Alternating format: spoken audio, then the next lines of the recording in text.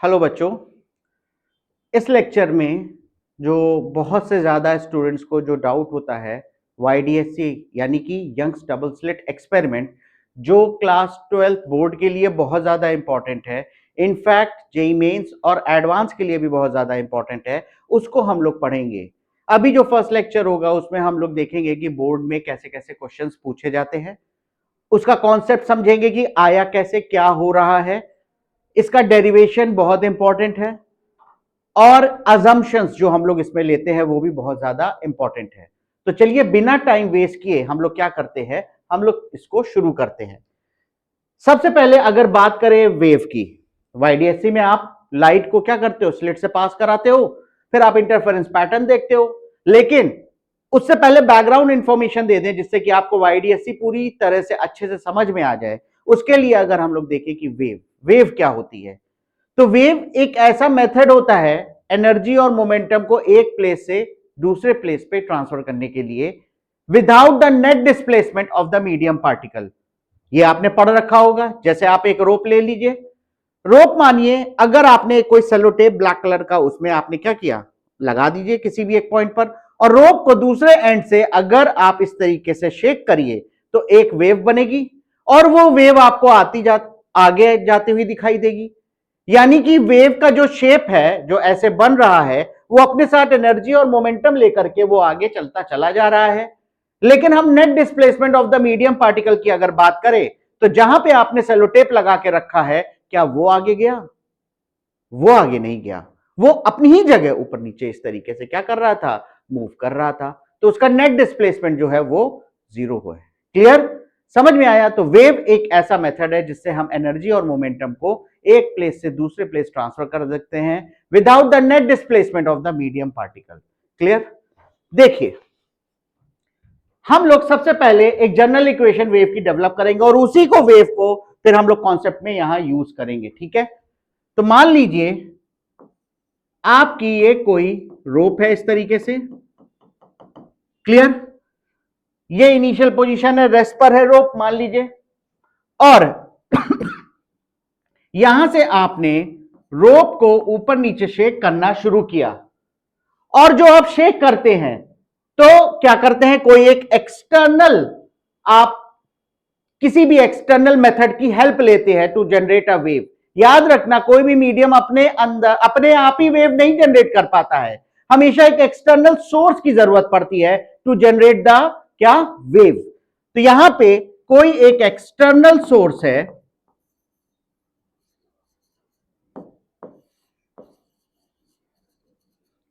जिसके हेल्प से आप वेव जनरेट कर रहे हैं। अब एक्सटर्नल सोर्स है, तो एक्सटर्नल सोर्स जब ऊपर नीचे ऐसे हो रहा है तो उसके पास कुछ एक फ्रीक्वेंसी है। तो यानी कि यहां पर जो फ्रीक्वेंसी ऑफ द वेव होगी that will be decided by the external source. समझ में आया?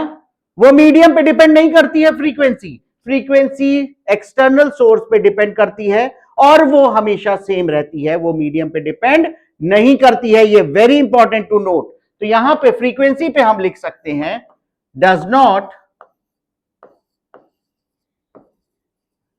Depends upon medium. ठीक है बच्चों, जैसे आप लाइट की बात करिए, एक पर्टिकुलर कलर ले लीजिए, पर्टिकुलर कलर किसी पर्टिकुलर फ्रीक्वेंसी के हेल्प से आती है लाइट में। अब लाइट आपने पढ़ा होगा रिफ्रैक्शन, मान लीजिए आपके सामने ग्लास स्लैब है, लाइट उसके थ्रू जब पास हो जाती है तो क्या लाइट का कलर चेंज हो जाता है? ऐसा नहीं होता है। रेड कलर की लाइट है या येलो कलर की लाइट है या ब्लू कलर की लाइट है, वो उसी कलर की रहती है आफ्टर रिफ्रैक्शन ऑल्सो। इसका मतलब फ्रीक्वेंसी डिपेंड नहीं कर रही है, वो मीडियम चेंज होने से फ्रीक्वेंसी चेंज नहीं हो रही है। वो किस पे डिपेंड करती है? The source producing the wave, the external source. समझ में आई बात? ठीक है, चलिए अब अगर ये एक्सटर्नल सोर्स है, इसने कुछ इस तरीके से वेव जनरेट कर दिया मान लीजिए, और ये वेव जो है वो कुछ इस तरफ जा रही है, राइट? रोप ऐसे हो गया। अब देखिए यहां पे अगर एक्सटर्नल सोर्स किसी तरीके से क्या कर रहा है, वाइब्रेट या ऑसिलेट कर रहा है, तो उसका कुछ फंक्शन है। फंक्शन ऑफ टाइम मान लेते हैं। ये F1 है जो कि किसी फंक्शन को फॉलो कर रहा है और वो क्या कर रहा है, वो एक्सटर्नल सोर्स फ्रीक्वेंसी क्या कर रहा है, प्रोवाइड कर रहा है, और रोप जो है इस तरीके से शेप बना के इस पे जो वेव हो रही है वो आगे चलती चली जा रही है। क्लियर? अब हमने डिसाइड किया कि किसी टाइम टी पर, फिर से हम बनाते हैं यहां पर रोप, और किसी टाइम टी पर मान लीजिए एक्सटर्नल सोर्स का कोई डिस्प्लेसमेंट y है, ठीक है, when it is following the function कौन सा, f1t, ठीक है। वेव बनी भाई, ठीक है।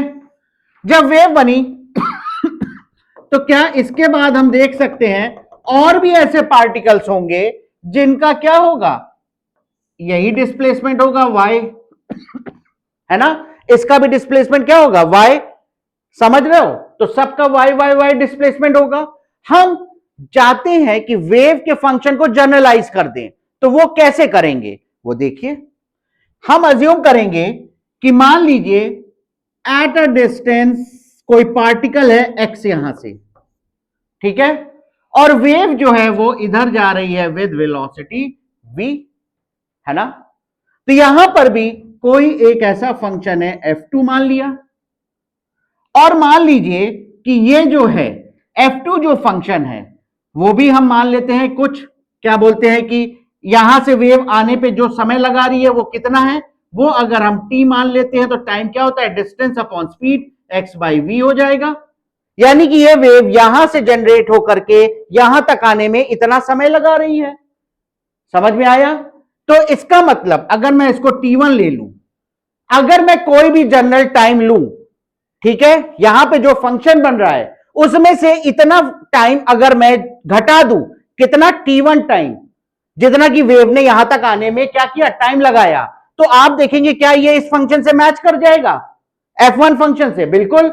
यानी कि इस यहां से यहां तक आने में जो भी समय लगा, कोई भी जनरल टाइम से अगर मैं ये वाला टाइम घटा दूं तो क्या ये वाला फंक्शन इधर आ जाएगा, यानी f1 will be equal to f2।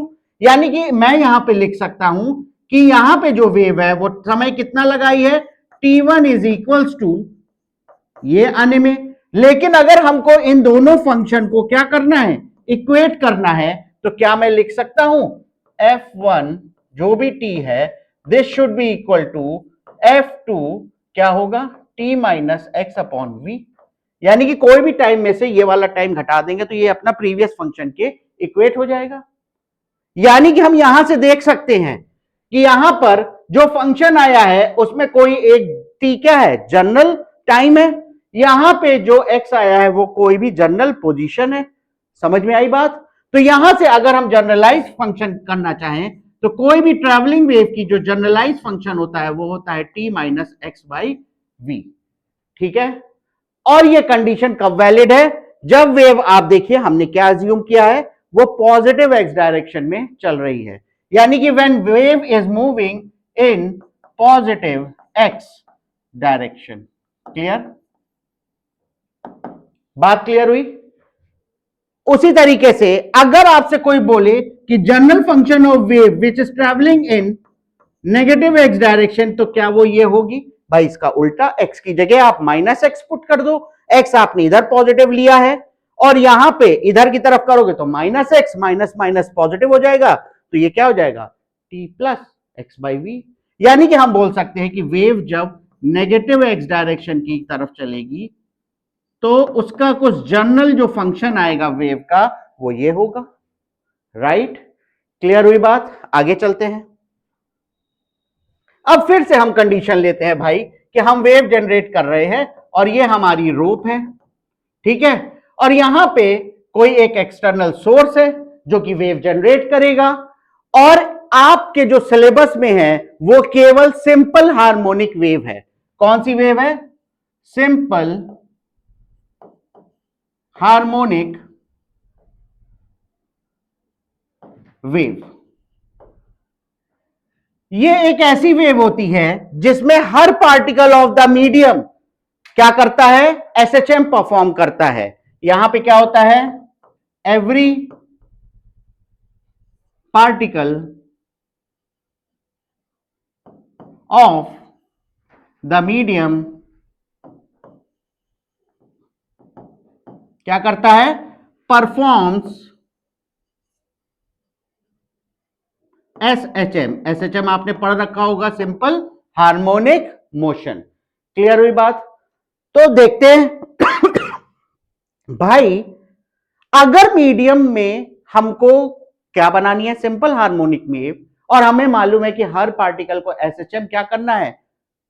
Motion कराना है, एसएचएम कराना है। तो इसका मतलब जो एक्सटर्नल सोर्स है वो भी एसएचएम करेगा, यानी कि एक्सटर्नल सोर्स अगर ये रोप है तो उसको भी जो फंक्शन होगा, जो वो जाएगा, वो क्या होगा? y इज इक्वल्स टू कुछ a sign omega t minus k x, यही होता है। सॉरी, ये क्या हुआ? ये तो वेव का हो गया, ये क्या हो जाएगा? a sign omega T. यही तो होता है क्या कि कोई भी एसएचएम की इक्वेशन। तो एक्सटर्नल सोर्स अगर क्या कर रही है? एसएचएम परफॉर्म कर रही है, तो जो वेव जनरेट होगी उस वेव को हम क्या बोलेंगे? Simple harmonic wave. क्यों बोलेंगे? क्योंकि हर पार्टिकल ऑफ द मीडियम अपनी जगह पे क्या कर रहा है? एसएचएम कर रहा है अबाउट द मीन पोजीशन। दिख रहा है आपको? ये मैं थोड़ा जल्दी जल्दी बता रहा हूं, इसका और डिटेल लेक्चर मैं आगे प्रोड्यूस करूंगा, लेकिन अभी तक समझ में आ गया होगा आपको, राइट? अब देखिए, मैंने आपको बताया था कि कोई भी जर्नल ट्रैवलिंग वेव की जो इक्वेशन होती है वो क्या होती है? T minus x by v, है ना, पॉजिटिव एक्स डायरेक्शन में। अब हम क्या चाहते हैं कि इसके कारण जो वेव डेवलप हुई है वो क्या करेंगे? उसका हम एक जनरल फंक्शन निकालना चाहते हैं। समझ में आई बात? तो चलिए हम क्या करेंगे, हम यहां पे t की जगह क्या पुट कर देंगे? t minus x by v. हमने पहले क्या किया था? इसी तरीके से किया था, जो मैंने जनरल फंक्शन आपका बनाया था। तो यहां पे हम क्या करेंगे? y is equals to a sine क्या हो जाएगा? Omega t minus x by v. इसको इससे रिप्लेस कर देंगे फॉर द जनरल क्या होता है कि वेव के फंक्शन के लिए, जो कि क्या होगी? Simple harmonic wave. तो ये क्या हो जाएगा? ए साइन, इसको क्या लिख सकते हैं? Omega t minus omega by v x, ये हो जाएगा, राइट? अब यहां से हम लोग क्या करते हैं भाई, अगर आप देखिए ओमेगा जो होता है उसका जो फॉर्मूला होता है वो होता है 2 पाई एफ, राइट? और यहां से देखिए एफ जो है वो किस पे डिपेंड करता है? एक्सटर्नल सोर्स पे, मैंने बताया था। यानी कि फ्रीक्वेंसी हमेशा क्या रहती है? कांस्टेंट है। कांस्टेंट है तो ओमेगा भी क्या होगा? कांस्टेंट है। तो इसका मतलब ओमेगा हमेशा इसमें कांस्टेंट है। और अगर मीडियम सेम होता है तो आपने ये पढ़ रखा होगा कि सेम मीडियम अगर रहता है तो वेव की स्पीड भी चेंज नहीं होती है, राइट? तो यहां से हम क्या ये अज्यूम कर सकते हैं कि ओमेगा बाई टी जो है वो क्या है? वो एक कांस्टेंट वैल्यू है। और इस कांस्टेंट को आज से हम लोग लिखेंगे k will be equal to omega by v, और के को हम लोग बोलेंगे एंगुलर वेव नंबर। बहुत सी बुक में एंगुलर वेव नंबर लिखा रहता है, बहुत सी बुक में केवल वेव नंबर लिखा रहता है। क्लियर हुई बात? वो दोनों क्या है? सेम है। क्लियर हुई बात? अब देखिए फिर से, यहां से हमें मालूम है भाई कि ओमेगा जो होता है वो क्या होता है? 2 पाई एफ। और आपने पढ़ रखा है वेलोसिटी ऑफ वेव क्या होता है? F into lambda. लैम्डा क्या होता है? वेवलेंथ। तो इन दोनों वैल्यू को यहां रखते हैं हम लोग, तो क्या हो जाएगा? k is equals to 2 pi f upon f into lambda. F और एफ कैंसिल, तो ये क्या आ जाएगा? 2 पाई बाय लैम्डा। यानी कि k जो है वो क्या है? 2 पाई बाय लैम्डा, और this is also equals to omega by v. ये आपको फॉर्मूला याद रहना चाहिए, बहुत काम का फॉर्मूला है in case of travelling wave. ठीक है, आई होप यहां तक आपको समझ में आ गया होगा। तो यानी कि यहां से हम क्या इक्वेशन ऑफ ट्रैवलिंग वेव में लिख सकते हैं कि y is equals to a sine क्या है, omega t minus k x. समझ में आया बच्चों? ये क्या हो गया, के एक्स, मैंने के को क्या लिया था, omega by v. Clear? So this is the equation of travelling wave जो हमने इससे डेराइव करी है और हम यहां तक पहुंच गए हैं, है ना? यहां तक पहुंच गए हैं ना? तो क्या ये हमारी जा रही थी पॉजिटिव एक्स डायरेक्शन में, तो ये भी इक्वेशन ऑफ ट्रैवलिंग वेव है, वो किस डायरेक्शन में जा रही है, पॉजिटिव एक्स डायरेक्शन में। समझ में आई बात? क्लियर हुई बात? ठीक है, तो आज से हम लोग लिखेंगे भाई the equation, general equation of travelling wave which is simple harmonic wave, वो जो हो जाएगा वो हो जाएगा y is equals to a sine omega t minus k x, और एक चीज होती है प्लस थीटा, जो कि आप इग्नोर करके चलते हो, जो कि हम बोलते हैं इनिशियल फेज। ठीक है, अब यहां पे ए क्या होता है, ए होता है एम्पलीट्यूड, ठीक है, ओमेगा क्या होता है, angular frequency,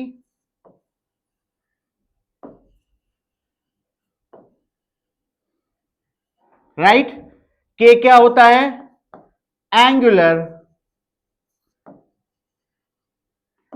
wave number, right, और यहां पे जो थीटा होता है वो होता है इनिशियल फेज, ये आपने पढ़ा होगा क्लास 11th में, इनिशियल फेज, जो कि जर्नली आप इक्वल टू 0 लेते हो, इसीलिए जो आपकी इक्वेशन बन जाती है वो ए sine omega t minus k x होती है, और ये वेव कहां जा रही है आगे, ये जा रही है पॉजिटिव एक्स डायरेक्शन में। आई होप इतना बैकग्राउंड इंफॉर्मेशन आपको क्लियर हो गया होगा, राइट? अब चलिए आगे बढ़ते हैं। आपने इसी में पढ़ा होगा भाई सुपरपोजिशन ऑफ लाइट वेव्स, जिसके कारण वाईडीएससी आता है, जो एक्सपेरिमेंट है। तो यहां पे अगर हम सुपरपोजिशन की बात करें, सुपरपोजिशन ऑफ वेव्स, चलिए आपको मालूम है, अगर ये एक पॉइंट ले ले, या आपने पढ़ा होगा क्लास 11th में, मान लीजिए मेरे पास ये एक पॉइंट है, इधर से चलती हुई एक वेव आई, और वो इस पॉइंट को अगर मान लीजिए 1 सेंटीमीटर ऊपर ले जा रही है, और अगर यहां से दूसरी वेव आई और वो इस पॉइंट को ले जाने वाली है 2 सेंटीमीटर ऊपर, तो जो दोनों की वजह से, जो दोनों वेव के सुपर इंपोज होने की वजह से जो इस पार्टिकल या इस पॉइंट का नेट डिस्प्लेसमेंट होगा, वो दोनों का सीधा सीधा वेक्टर सम होगा, जो कि 2 प्लस क्या होगा 1, यानी कि 3 सेंटीमीटर हो जाएगा ऊपर। इधर वाली 1 सेंटीमीटर ऊपर ले जा रही है, इधर वाली 2 सेंटीमीटर ऊपर ले जा रही है, तो नेट डिस्प्लेसमेंट कितना हो जाएगा 3। क्लियर हुई बात? उसी तरीके से अगर हम बात करें, ये वाली वेव अगर आ रही है इस पॉइंट को अगर 2 सेंटीमीटर ऊपर ले जा रही है, और इधर वाली वेव आई वो इस पॉइंट को -3 सेंटीमीटर नीचे ले जा रही है ना, तो इसका नेट डिस्प्लेसमेंट कितना होगा पॉइंट का, वेक्टर सम करेंगे, वो क्या होगा 2 - 3, यानी कि जो ये पॉइंट है वो -1 सेंटीमीटर नीचे आएगा। समझ में आया? यही तो हमारा प्रिंसिपल ऑफ सुपरपोजिशन है, ये आपने पढ़ रखा होगा। यानी कि अगर दो वेव है, एक है y1 वेव और दूसरी है y2 वेव, तो जो नेट डिस्प्लेसमेंट होगा, जो सुपरपोजिशन प्रिंसिपल होता है, वो क्या बोलता है, वो बोलता है कि आप सीधा इसका सम कर दीजिए। ठीक है, y1 प्लस y2। चलिए बहुत बढ़िया, तो हम मानते हैं भाई यहां पे एक सोर्स है, यहां पे सोर्स मान लेते हैं 1 है, और यहां पे दूसरा सोर्स है, यहां पे कोई एक पॉइंट है, राइट, यहां से कोई वेव आई और वो वेव है y1 is equals to a sine omega t minus k x. ठीक है, और यहां से एक वेव आई जो चल रही है वो है y2, इसको a1 मान लेते हैं, is equals to a2 sine omega t minus k x. ठीक है, थीटा वन भी ले लेते हैं हम, चलिए ये हो गया थीटा वन और ये हो गया प्लस थीटा टू। क्लियर? अब आप बोलोगे सर आपने ओमेगा क्यों सेम लिया है दोनों का? वो इसलिए सेम लिया है, यहां पे हम एक पर्टिकुलर टाइप की वेव यूज करते हैं और वो होती है कोहेरेंट वेव्स। याद रखना, कोहेरेंट वेव्स। कोहेरेंट वेव्स इसका मतलब क्या हुआ? इसका मतलब हुआ कि दो जो ऐसे सोर्स हैं वो ऐसी वेव्स प्रोड्यूस कर रही हैं जिनका सेम ओमेगा हो। समझ रहे हो? यानी कि कोहेरेंट वेव्स में जो एंगुलर फ्रीक्वेंसी होती है दो वेव्स की वो क्या होती है? सेम होती है ना? और यहां पे हमने पढ़ा है कि omega is equals to 2 pi f होता है। ओमेगा अगर सेम है, 2 पाई कांस्टेंट है, तो यहां से हम देख सकते हैं कि सेम एफ भी होता है ना? तो यहां पे जो जनरली हम फॉलो करेंगे वो क्या करेंगे? वो हम कोहेरेंट वेव्स की बात करेंगे। ठीक है, अब बात करें के की, तो के के लिए क्या होता है? Omega by v. हम यहां पे वी दोनों का कांस्टेंट लेते हैं वेव का, और ओमेगा कोहेरेंट सोर्स है तो क्या होगा? ओमेगा भी कांस्टेंट हो जाएगा। तो यानी कि के भी दोनों का क्या हो जाएगा? सेम मीडियम में वो सेम हो जाएगा। बात क्लियर? ये सब चीजें हम अज्यूम करके चलते हैं, और हम अज्यूम करते हैं कि यहां पे भाई क्या हुआ? के वन, थीटा वन और थीटा टू इनका इनिशियल फेजेस है। अब यहां हमने बोला कि भाई ये वेव चलती चलती चलती चलती कुछ यहां पर आई इस पॉइंट पी पर, और इसने जो x1 डिस्टेंस ट्रेवल किया यहां से, उसी तरीके से हम यहां पे अज्यूम करते हैं कि ये वेव चलती चलती चलती इस पॉइंट पर पहुंची और इसने जो डिस्टेंस ट्रेवल किया वो है x2। क्लियर हुई बात? अब यहां पे पहुंचने पर वेव वन की जो इक्वेशन बन जाएगी वो क्या हो जाएगी? a1 साइन ओमेगा टी, है ना? और यहां पे कितना डिस्टेंस ट्रेवल किया वो ये हो जाएगा minus k x one plus theta one हो जाएगा। अब भाई ये इस वेव की इक्वेशन यहां पहुंच के क्या हो जाएगी? वो हो जाएगी y2 is equals to a2 sine omega t minus k x two plus theta two. Clear हुई बात? अब देखिए, हमें मालूम है कि इस चीज को, जो साइन के अंदर वाला पोर्शन है, इसको हम बोलते हैं फेज ऑफ वेव। क्या बोलते हैं बच्चों? Phase of wave. ठीक है, जिसमें से ये इनिशियल फेज है थीटा वन और थीटा टू, है ना? अब हमको क्या करना है? हमको दोनों वेव का फेज डिफरेंस फाइंड करना है। अब फेज डिफरेंस मतलब की लिटरल मीनिंग है, यानी कि डिफरेंस दोनों वेव का, जो फेज का डिफरेंस होगा उसको हम फेज डिफरेंस बोलेंगे। तो फेज डिफरेंस हम लोग जो लिखेंगे, जिसे डिफरेंस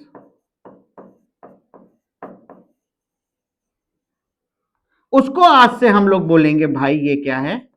डेल्टा फाई। इसको हम बोलेंगे भाई फेज डिफरेंस। ठीक है, और हम क्या कर देंगे यहां से? हम यहां पे कर देंगे भाई जो फेज, अगर ये फेज इसकी वाली वेव का, ये पूरा जो है इसका जो फेज है वो है मान लो फाई वन, और इसका जो फेज है पूरा ये है फाई टू। तो अगर मैं यहां पे डिफरेंस ऑफ फेजेस कर लू phi one minus phi two, आप कुछ भी कर सकते हो, चाहे phi two minus phi one, चाहे phi one minus phi two, हमको केवल उसका मॉड लेना है, यानी कि मैग्नीट्यूड लेना है। ठीक है, तो डिफरेंस कर दिया हमने, फेज का डिफरेंस, दोनों के फेज को सब्ट्रैक्ट कर दिया। तो जब हम सब्ट्रैक्ट करेंगे तो क्या होगा भाई? हमारे पास जो वैल्यू आएगी वो क्या आ जाएगी? K x two minus x one, यही आएगा। देखिए, और यहां से आ जाएगा plus theta one minus theta two. समझ में आया? यही वैल्यू आएगी। अब यहां से अगर हम देखें तो x1 और x2 क्या है? x1 एंड x2 क्या वो दोनों इंडिविजुअल पाथ्स हैं जो वेव ने चले हैं? तो x1 एंड x2 क्या है? यहां पर पाथ लेंथ है। समझ में आई बात दोनों वेव्स की? अब यानी कि अगर यहां पे x2 माइनस x1 है तो यानी कि दोनों के पाथ का क्या है, डिफरेंस है। तो हम क्या बोलेंगे इसको, दोनों के पाथ को डिफरेंस को हम बोलेंगे पाथ डिफरेंस। तो यहां से हम लिख सकते हैं कि जो पाथ डिफरेंस है, पाथ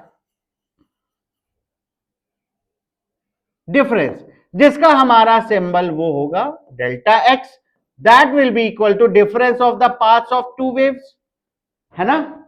तो यहां पे हमारा जो डेल्टा फाई था, जो कि फेज डिफरेंस था, आप यहां पर देखिए क्या बन जाएगा, के डेल्टा एक्स, क्या हो जाएगा, के डेल्टा एक्स प्लस आगे क्या था, देखिए theta one minus theta to, तो ये हो जाएगा theta one minus theta to.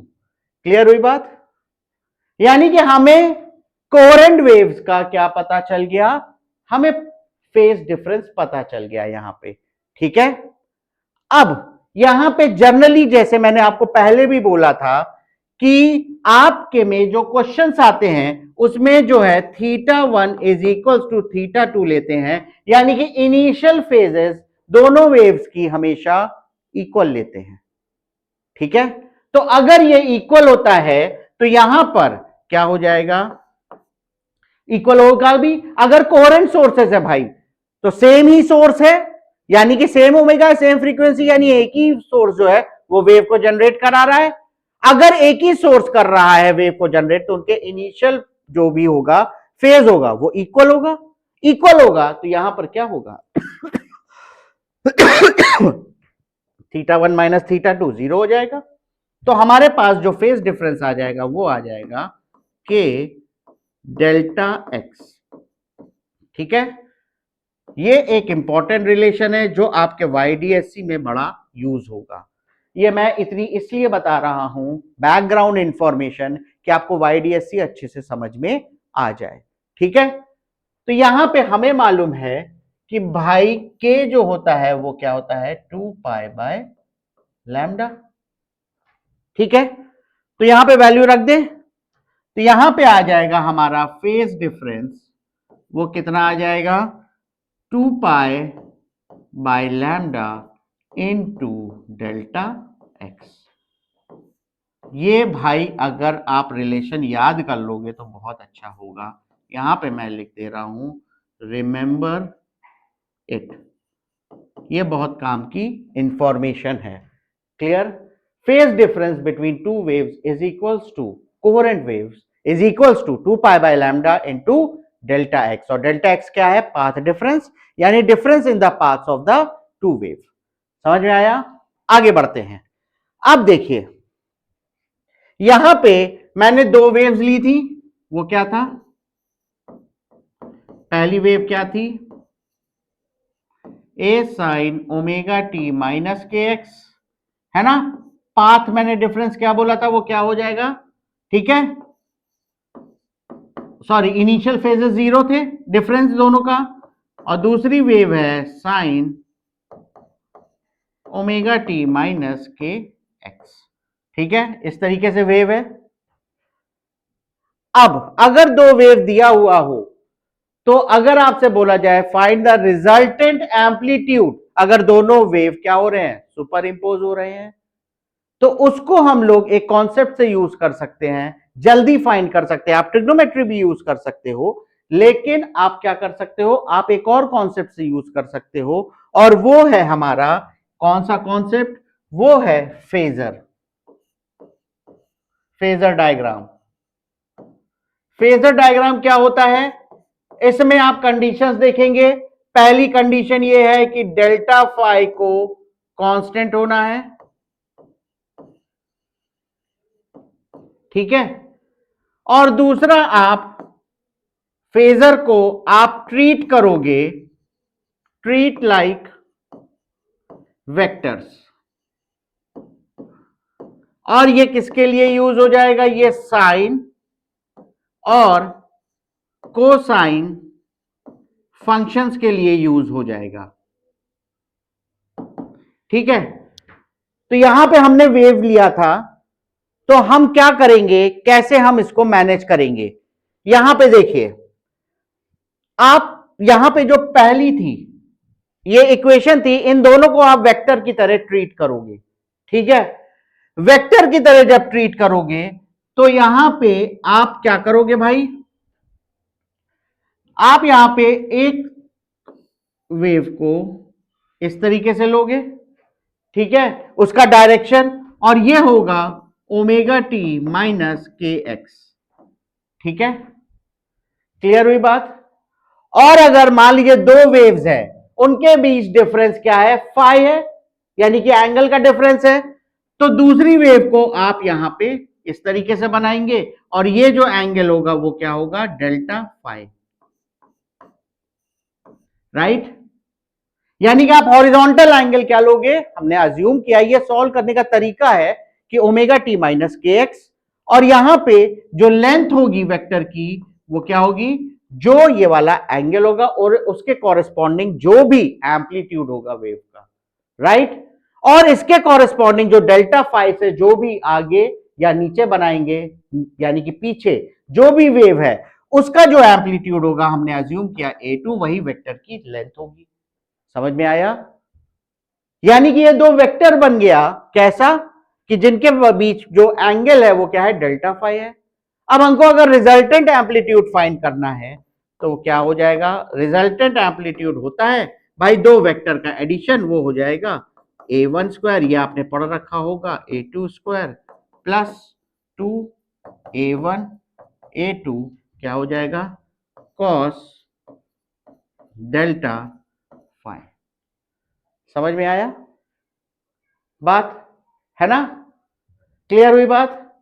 अब देखिए, यही तो वेक्टर एडिशन का सम आता है, आपने बहुत बार यूज किया होगा, और मैंने बोला कि आपका सॉल्व करने का तरीका है दो वेव्स का, कैसे, आप दोनों वेव का जो फंक्शन है वो एज आप क्या करोगे, आप दोनों को एज अ वेक्टर ट्रीट करोगे, आप दोनों के बीच में क्या करोगे, फेज डिफरेंस निकालोगे।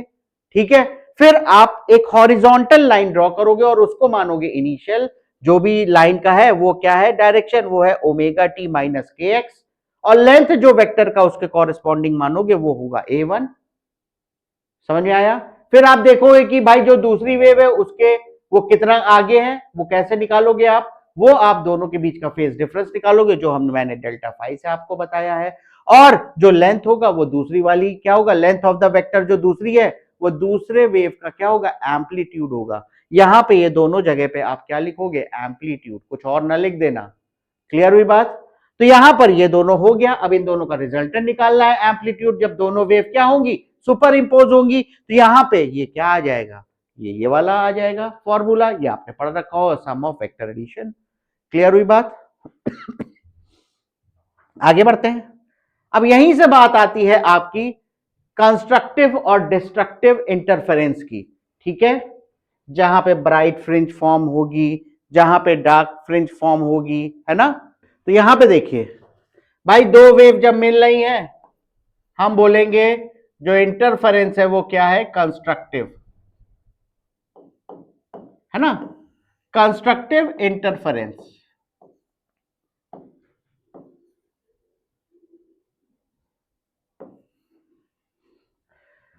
कंस्ट्रक्टिव इंटरफेरेंस में हम अज्यूम करेंगे कि हमारा जो रिजल्टेंट एम्पलीट्यूड आ रहा है वो क्या आएगा, वो मैक्सिमम आए।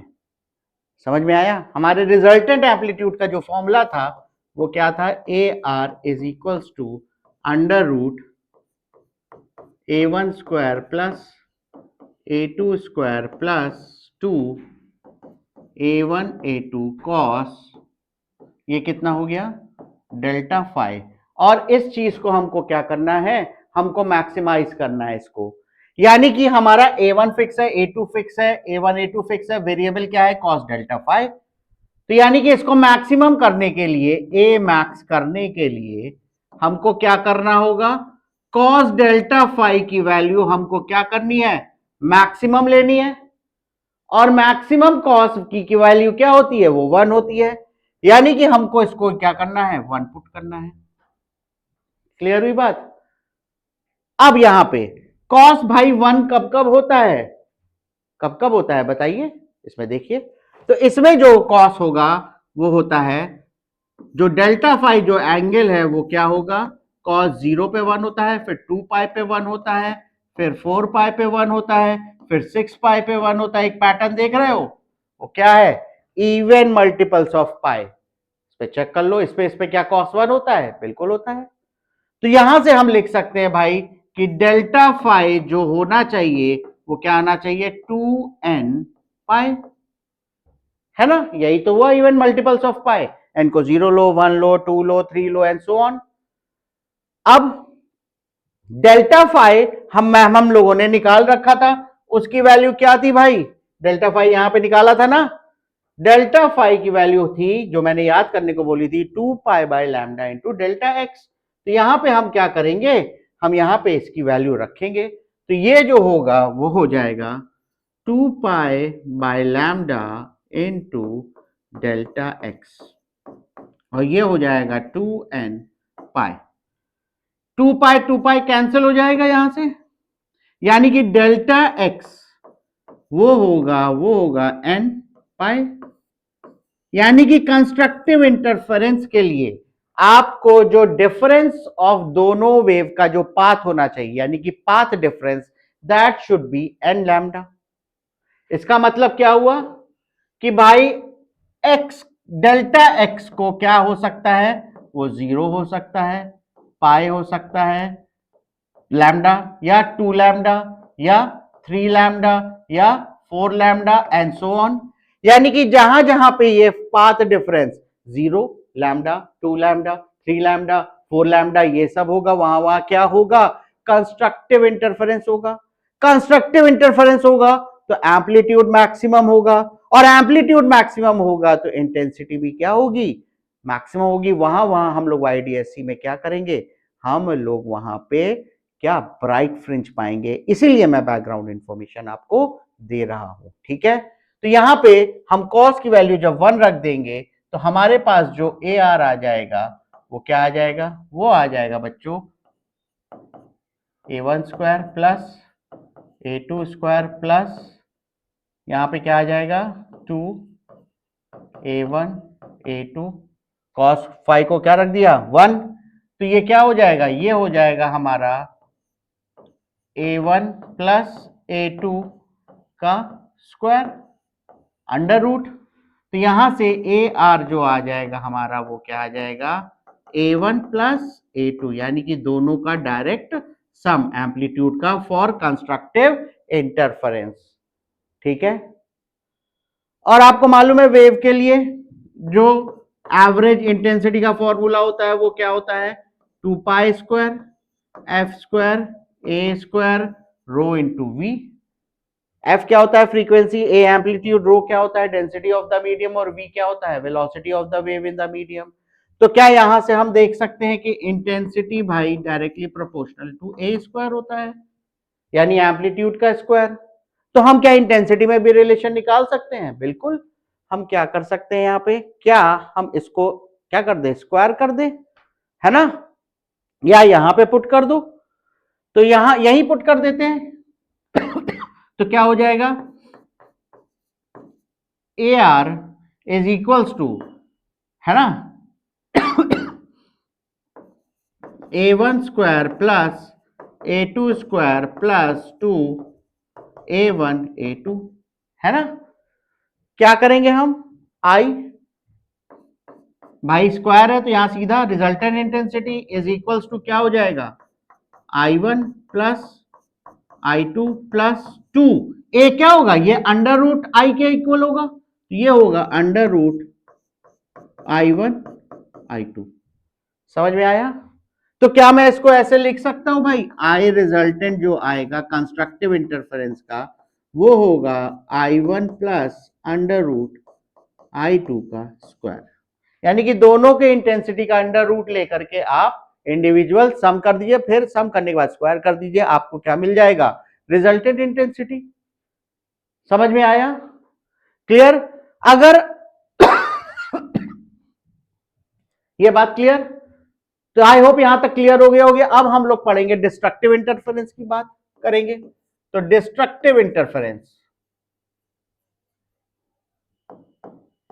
तो डिस्ट्रक्टिव इंटरफेरेंस क्या होता है?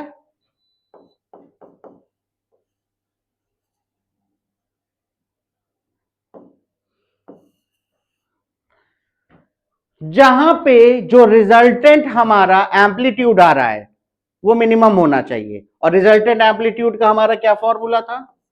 वो था A R is equals to under root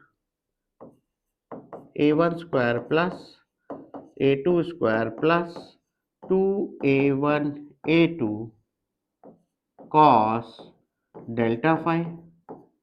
right, ये सारी वैल्यूज क्या है? कांस्टेंट है। मिनिमम करने के लिए हमको कॉस को क्या करना होगा? मिनिमम। तो यहां पे ए आर को हमको क्या करना है? मिनिमम। और इसको करने के लिए हमको कॉस डेल्टा फाइव को क्या करना होगा? मिनिमम। और कॉस डेल्टा फाइव की जो वैल्यू मिनिमम होती है वो होती है -1। आपको मालूम है कॉस और साइन -1 से 1 के बीच में होता है, तो मिनिमम वैल्यू क्या हो गई? -1। तो यहां से हम देख सकते हैं कि डेल्टा फाइव जो है भाई, उसकी क्या क्या एंगल की वैल्यू होनी चाहिए फॉर -1। कब कब होती है आप देखिए, क्या वो पाई पे होती है, क्या वो 3 पाई पे होती है, क्या वो 5 पाई पे होती है, क्या वो 7 पाई पे होती है, एंड सो ऑन। यहां से क्या हमको एक पैटर्न दिख रहा है? क्या ऑड मल्टीपल्स ऑफ पाई है? दिख रहा है हमको। तो क्या यहां से हम लिख सकते हैं भाई डेल्टा फाइव हमारे पास है 2 pi by lambda into delta x, है ना? This should be equal to odd multiples of pi, यानी कि 2n क्या हो गया? इवन। इवन में प्लस करोगे तो क्या हो जाएगा? हमेशा ऑड, और ये होता है पाई। क्लियर हुई बात, है ना? तो क्या हम यहां से ये लिख सकते हैं कि पाई और पाई अगर हमने कैंसिल कर लिया तो जो पाथ डिफरेंस का रिलेशन आ रहा है हमारे लैम्डा से या वेवलेंथ से, वो क्या आ रहा है? Odd multiples of lambda by 2, है ना? यानी डेल्टा एक्स को क्या होना है? डेल्टा एक्स को होना है, एन को जब 0 पुट करोगे तो लैम्डा बाई 2, एन को 1 पुट करोगे तो 3/2 लैम्डा, एन को 2 पुट करोगे तो क्या होगा? 5/2 लैम्डा, एंड सो ऑन। यानी कि odd multiples of lambda by 2 जब जब भी आपको एनकाउंटर होगा तो वहां पे डिस्ट्रक्टिव इंटरफेरेंस होगा, यानी कि आपका जो रिजल्टेंट एम्पलीट्यूड होगा वेव का वो क्या होगा? वो मिनिमम होगा। और आपको जो इंटेंसिटी भी मिलेगी, मैंने आपको बताया था डायरेक्टली प्रोपोर्शनल टू एम्पलीट्यूड होती है, वो भी क्या होगी? वो भी मिनिमम होगी। क्लियर? तो देख लेते हैं भाई। तो हमारी ए जो मिनिमम है उसकी वैल्यू क्या आएगी? यहां -1 पुट कर देंगे तो ये क्या हो जाएगा भाई? ये हो जाएगा A1 square plus A2 square minus 2A1 A2, cos को -1 पुट कर दिया है तो ये क्या हो जाएगा? ये हो जाएगा A1 माइनस A2 का स्क्वायर, यही तो आ जाएगा। तो ये हो जाएगा आपका ए जो मिनिमम होगी वो होगी A1 माइनस A2। ये हम मॉड में लिए ले रहे हैं भाई, हमको मैग्नीट्यूड से मतलब है। A1 अगर बड़ा हो तो ठीक है, A2 बड़ा हो तो हम मैग्नीट्यूड ले लेंगे, वो मिनिमम हमारा क्या होगा? एम्पलीट्यूड होगा। ठीक है? उसी तरीके से अगर हम बात करें भाई, I is directly proportional to a square, तो यहां पे हम क्या करेंगे? अगर मैं इसको स्क्वायर कर दूं तो क्या हो जाएगा? A square minimum is equals to A1 square plus A2 square minus 2A1 A2। क्या करेंगे? पुट करते हैं, ये क्या हो जाएगा? I minimum. आई मिनिमम क्या हो जाएगा? I1 plus I2 -2। ए लेंगे तो क्या होगा? अंडर रूट आई, तो ये हो जाएगा I1 I2। क्लियर? फिर क्या पुट करेंगे? आई मिनिमम क्या हो जाएगी भाई? आई मिनिमम हो जाएगी, अगर आप देखेंगे तो क्या वो under root I1 minus I2 का स्क्वायर होगा। समझ में आया आपको? यानी कि मिनिमम इंटेंसिटी हम इस फॉर्मूले से निकाल लेंगे। तो जहां जहां वाईडीएससी में डार्क क्या होगा? फ्रिंजेस या डार्क आपको दिखेगा, जो फ्रिंजेस होगी वहां वहां डिस्ट्रक्टिव क्या होगा? इंटरफेरेंस होगा। क्लियर हुई बात? अब चलिए हम लोग इसी बात को यूज करते हैं आगे। अब लाइट की अगर बात करें, लाइट वेव की, मान लीजिए कोई आपका एक सोर्स है, वो क्या है, पॉइंट सोर्स है, ठीक है। और पॉइंट सोर्स जो है एमिट कर रहा है, जो इक्वेशन ऑफ लाइट है वो A1 sine omega t minus k x कर रहा है। इनिशियल फेज नहीं ले रहा हूं मैं, जीरो ले रहा हूं for the sake of convenience, ठीक है। अब आपको मालूम है कि लाइट जो है वो 3 डायमेंशनल वेव होती है। अगर वो किसी एक पॉइंट से जनरेट होती है तो सारे डायरेक्शन में क्या होती है, वो फैलती है। तो यहां से क्या होगा, अगर मान लीजिए इधर भी लाइट गई, मान लीजिए वो कुछ x1 डिस्टेंस चली, तो यहां से आपका जो इक्वेशन है वो क्या हो जाएगी, वो हो जाएगी y is equals to A1 sine omega t minus k x1। भाई x को अब x1 की जगह पुट कर देंगे ना, इतना डिस्टेंस चली है ना। उसी तरीके से अगर लाइट मान लीजिए इधर भी x1 डिस्टेंस चली है, तो क्या इसका भी सेम आ जाएगा, यही इक्वेशन। उसी तरीके से अगर यहां पे x1 चली है इतना डिस्टेंस, तो उसकी भी सेम इस पॉइंट पे क्या हो जाएगी, इक्वेशन हो जाएगी। और उसी तरीके से अगर यहां भी x1 चली है तो इस पॉइंट पे वेव की इक्वेशन क्या होगी, यही वाली होगी। अब यहां पे मैं क्या करना चाहता हूं, मैं एक ऐसा लोकस बनाता हूं या एक ऐसा सरफेस बनाता हूं जिसमें मैं उन सारे पॉइंट्स को जो कि सेम फेज में हैं उनको ज्वाइन कर दूं, और इसी को आप वेव फ्रंट बोलते हो, है ना। It is the locus of all points which are in same phase. तो यहां से देखिए, यहां पे क्या हुआ, सेम फेज में है। यहां पे आप देखिए सबकी यही इक्वेशन है, तो सबका फेज भी क्या है, सेम है। तो यहां पे अगर मैं लोकस बनाऊं मान लीजिए, तो वो कुछ क्या होगा, एक इस तरीके से बनेगा।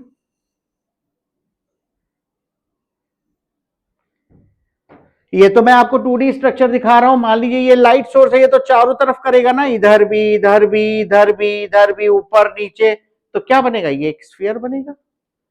तो यानी कि जो वेव फ्रंट बनेगा आपका,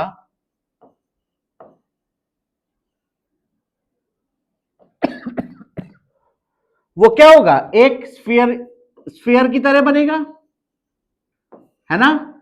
और जिसका रेडियस क्या है, यहां पे तो x1 है। समझ में आया। तो इसका मतलब जब भी पॉइंट सोर्स आप लेंगे तो उसका जो वेव फ्रंट बनेगा वो हमेशा कैसा होगा, वो एक स्फेरिकल वेव फ्रंट होगा। क्लियर हुई बात। आगे बढ़े अब इसमें। अब इसी कॉन्सेप्ट को हम लोग यूज करेंगे किसमें, वाईडीएससी में। कि भैया वाईडीएससी में हम एक पॉइंट सोर्स लेते हैं और क्या होता है कि उससे चारों तरफ क्या होते हैं कि लाइट स्फेरिकल उसमें इस तरीके से स्ट्रक्चर में क्या होती है, आगे चलती है। यहां पे क्या हुआ कि भाई इसने ऐसे ऐसे ऐसे प्रोड्यूस किया, ये सारा वेव फ्रंट हो गया। अब यहां पे एक पार्टिकल है, यहां पे एक पार्टिकल है, ये यहां पे एक पार्टिकल है, यहां पे एक पार्टिकल है, यहां पे एक पार्टिकल है, ये वेवलेट्स इसको बोले जाते हैं, आपने पढ़ा होगा। तो ये भी क्या करेंगे, इस तरीके से हर एक इंडिविजुअल पार्टिकल क्या प्रोड्यूस करेगा, आपका एक स्फेरिकल क्या करेगा, वेव फ्रंट प्रोड्यूस करेगा। समझ में आया, जो कि बड़ा होता जाएगा रेडियस में, है ना। तो इस कॉन्सेप्ट को हम लोग यूज करने वाले हैं। अब वाईडीएससी का स्ट्रक्चर बनाते हैं हम लोग यंग्स डबल स्लिट एक्सपेरिमेंट का। उसमें क्या होता है, एक आप यहां पे पॉइंट सोर्स लेते हो, लाइट का, ठीक है। यहां पे आप दो स्लिट बनाते हो, इसको क्या बोलते हैं, स्लिट्स। ये है S1 और ये है S2। इन स्लिट्स के बीच जो आप डिस्टेंस लेते हो वो कितना होता है, स्मॉल डी। ये सब साइन का कन्वेंशन है, ये ऐसे ही दिखाया जाता है, ठीक है, याद रखना। अब यहां पे एक स्क्रीन होती है जिसपे आप इंटरफेरेंस पैटर्न को ऑब्जर्व करते हो, है ना। ठीक हुई बात। ये क्या है, ये स्क्रीन है। ये स्क्रीन यहां से कैपिटल डी डिस्टेंस यहां से दूर पे होती है, ठीक है। अब देखिए, इस सोर्स को कुछ इस तरीके से रखा जाता है कि ये यहां से यहां का डिस्टेंस और यहां से यहां का डिस्टेंस सेम हो। इससे जब सेम होगा, मैंने आपको पहले दिखाया था कि पॉइंट सोर्स जो है आपका स्फेरिकल वेव फ्रंट क्या कर रहा है, प्रोड्यूस कर रहा है, और ये डिस्टेंस यानी कि ये जो पॉइंट है, ये मान लीजिए एच डैश है, अगर H dash S1 H dash S2 अगर सेम डिस्टेंस पे हो, तो क्या जो वेव फ्रंट यहां पर होगा S1 पर और जो वेव फ्रंट यहां पे होगा वो दोनों सेम फेज में होंगे? बिल्कुल, जो कि डिस्टेंस सेम है, मैंने देखा है फेज भी सेम है, तो क्या होगा, वो सेम फेज में क्या होगा, वो वेव फ्रंट बनेंगे सेम फेज वाले। क्लियर हुई बात? तो यहां पर ये दोनों सेम क्या हो गए, फेज में हो गए। अब यहां से क्या होगा, ये एक तरीके का क्या करेगा, फिर से आगे स्फेरिकल वेव फ्रंट प्रोड्यूस करेगा, और जब स्फेरिकल वेव फ्रंट प्रोड्यूस करेगा तो क्या होगा, कई तरह की वेव्स, कई तरह के स्फीयर बनाते हुए आगे बढ़ेंगी और यहां आएंगी, जो कि स्क्रीन पे है, इंटरफियर करेंगी because of the superposition principle. समझ में आया? तो यहां पे हमने ऑब्जर्व किया जब इस चीज में, तो यहां पे देखा कि अगर यहां से हम देखा तो यहां पर क्या हुआ कि ये वेव जो है वो चली कितना, जो भी डिस्टेंस, और ये वेव भी चली जो भी डिस्टेंस, ये दोनों आपस में क्या था, इक्वल था। अगर हम इसको P मान लें तो यहां से सिमेट्री से आप देख सकते हो कि S1P should be equal to S2P। Clear? तो यहां से अगर दोनों वेव का मैं पाथ डिफरेंस निकालू डेल्टा एक्स, तो वो क्या होगा, दोनों के पाथ का डिफरेंस वो क्या हो गया, 0। और हमने देखा था कंस्ट्रक्टिव इंटरफेरेंस में कि पाथ डिफरेंस को क्या होना चाहिए था, पाथ डिफरेंस को हमारा होना चाहिए था कितना, 0, lambda, 2 lambda, 3 lambda constructive interference के लिए, तो 0 आया। तो यानी कि कंस्ट्रक्टिव इंटरफेरेंस हो गया, यानी कि दोनों की इंटेंसिटी क्या हो गई, मैक्सिमम हो गई दोनों वेव की, वहां पे पहुंचने पे, इंटरफियर करने पे। और जैसे ही हुआ तो यहां पे आपको एक ब्राइट मैक्सिमा मिला, जिसको आप बोलोगे सेंट्रल क्या है, मैक्सिमा, ब्राइट स्पॉट मिला। क्लियर हुई बात?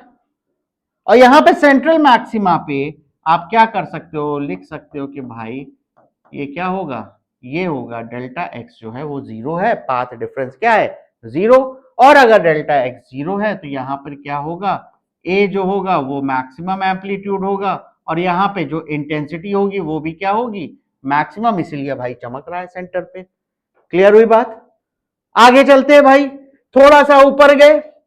जैसे ही हम लोग थोड़ा सा ऊपर पहुंचे तो मान लीजिए यहां कहीं हमने ऑब्जर्व किया, यहां पे देखा कि वेव जो आई होगी वो कुछ ऐसे आई होगी S2 से, और यहां पे जो वेव आई होगी वो कुछ इस तरीके से आई होगी। भाई हम दोनों के पाथ का क्या करेंगे, डिफरेंस निकाल देंगे। पाथ का जैसे ही हम डिफरेंस निकालेंगे तो हमने देखा वहां पर जो पैटर्न आ रहा है, वहां पे क्या आ रहा है, डार्क फ्रिंज आ रही है, एक फ्रिंज समझ रहे हो, स्ट्रिप, है ना, डार्क फ्रिंज आ रही है। अब जब डार्क फ्रिंज आ रही है तो इसका मतलब हमने देखा कि इंटेंसिटी जो है भाई वो क्या है, वो मिनिमम आ रही है ना। तो हमने पढ़ा है ऐसा कब होता है, जब डिस्ट्रक्टिव इंटरफेरेंस होता है, और उसके लिए जो पाथ डिफरेंस होना चाहिए डिस्ट्रक्टिव इंटरफेरेंस के लिए वो कितना होना चाहिए, वो होना चाहिए लैम्डा बाई 2, कितना, 3 by odd multiples of lambda by 2, यही तो होता है ना भाई, और 5/2 लैम्डा, इस तरीके से। तो यानी कि यहां पे जो पहला आया उसके लिए हमारे लिए जो डार्क फ्रिंज है, जिसको हम बोलेंगे फर्स्ट मैक्सिमा, मिनिमा सॉरी, ये आया। और इसके लिए जो पाथ डिफरेंस आएगा वो कितना आया, वो आया लैम्डा बाई 2। और जैसे ही ये आया तो हमको क्या मिला भाई, डिस्ट्रक्टिव इंटरफेरेंस है, तो यहाँ पे एम्पलीट्यूड मिनिमम है और यहाँ इंटेंसिटी भी क्या है, मिनिमम, है ना। क्या ये जितना डिस्टेंस ऊपर है उतना ही नीचे डिस्टेंस भी सिमेट्री वाइज, क्या यहां भी एक डार्क स्पॉट मिलेगा, बिल्कुल, यहां भी मिला, यहां भी हमको फर्स्ट मिनिमा मिला, है ना। और जैसे ही हमको फर्स्ट मिनिमा मिला तो भाई ये जितना डिस्टेंस ऊपर था उतना ही डिस्टेंस नीचे है, तो यहां भी क्या होगा, लैम्डा बाई 2। यहाँ पे एम्पलीट्यूड क्या होगा, वो मिनिमम होगा, और यहाँ पे इंटेंसिटी क्या होगी, वो भी मिनिमम होगी। क्लियर हुई बात? फिर हम थोड़ा सा और ऊपर गए भाई। हम जैसे ही थोड़ा सा और ऊपर गए तो मान लीजिए यहां पर हम जैसे ही गए, ये वाली यहां से आई वेव और ये वाली आई वेव यहां से, और इन दोनों के पाथ का हमने क्या कर दिया, डिफरेंस निकाल दिया। और क्या होगा, यहां पे जीरो था पाथ डिफरेंस, धीरे धीरे बड़ा लैम्डा बाई 2 आया, और फिर धीरे धीरे बढ़ता रहेगा लैम्डा बाई 2 से क्या एक समय लैम्डा आएगा, बिल्कुल आएगा। और जैसे ही लैम्डा आएगा, हमने पढ़ा है कंस्ट्रक्टिव इंटरफेरेंस में क्या होगा कि जीरो के बाद लैम्डा होता है जहां पे कंस्ट्रक्टिव इंटरफेरेंस होता है। तो यहां पे हमको कंस्ट्रक्टिव अगर इंटरफेरेंस है तो यहां पे हमको फर्स्ट मैक्सिमा मिल जाएगा। समझ में आया? फर्स्ट मैक्सिमा मिला तो क्या मैं बोल सकता हूं भाई, यहां पे जो पाथ डिफरेंस है वो लैम्डा है, और यहां पे ए जो है वो क्या है, वो मैक्सिमम है, और यहां पे आई जो है वो भी क्या है, मैक्सिमम है। क्लियर हुई बात? क्या सिमिलरली सिमेट्री वाइज हमको यहां भी मिलेगा, बिल्कुल। यहां से अगर एक वेव आई और यहां से वेव आई, सिमेट्री वाइज सेंट्रल मैक्सिमा से जितना ऊपर ये होगा उतना ही नीचे ये भी होगा, है ना? तो यहां भी हमको क्या मिल गया, फर्स्ट मैक्सिमा, है ना? और यहां पे भी जो हमको पाथ डिफरेंस मिला भाई, यहां से धीरे धीरे जीरो से बढ़ेगा, लैम्डा बाई 2 आएगा, फिर उसके बाद फिर बढ़ेगा डिस्टेंस, वो कितना होगा, वो होगा लैम्डा। और यहां पे जैसे ही लैम्डा आया, कंस्ट्रक्टिव इंटरफेरेंस हो गया, हमको क्या मिल गया, ए मैक्स। और हमको क्या मिल गया, अगर ए मैक्स मिल गया तो हमको आई मैक्स भी मिल गया। समझ में आया? इसी तरीके से आप क्या करोगे, फिर से आप ऊपर जाओगे तो आपको फिर कहीं पर क्या मिलेगा, यहां से वेव चलेगी भाई, यहां पहुंची, फिर से आपको आई क्या मिलेगा, मिनिमा मिलेगा। क्यों? क्योंकि फिर से धीरे धीरे आप लैम्डा से बढ़ाओगे, जैसे ही करोगे तो 1.5 लैम्डा यानी 3.5 लैम्डा के पास आप पहुंचोगे, और जैसे ही आप यहां पे पहुंचोगे आपको फिर से यहां पे सेकेंड मिनिमा मिल जाएगा, इस बार सेकेंड मिनिमा मिलेगा। और मिनिमा मिलेगा तो यहाँ पे डेल्टा एक्स जैसे मैंने बताया था वो इस बार क्या होगा, 3/2 लैम्डा। और यहाँ पे डेल्टा एक्स ये होगा, यहाँ पे ए क्या होगा, ए मिनिमम, और यहाँ पे क्या होगा, आई मिनिमम भाई। क्लियर हुई बात? सिमेट्री वाइज यहां भी हम देख लें, यहां भी ऐसे ही होगा, है ना? यहां पे भी हमको क्या होगा, सेकेंड मिनिमा।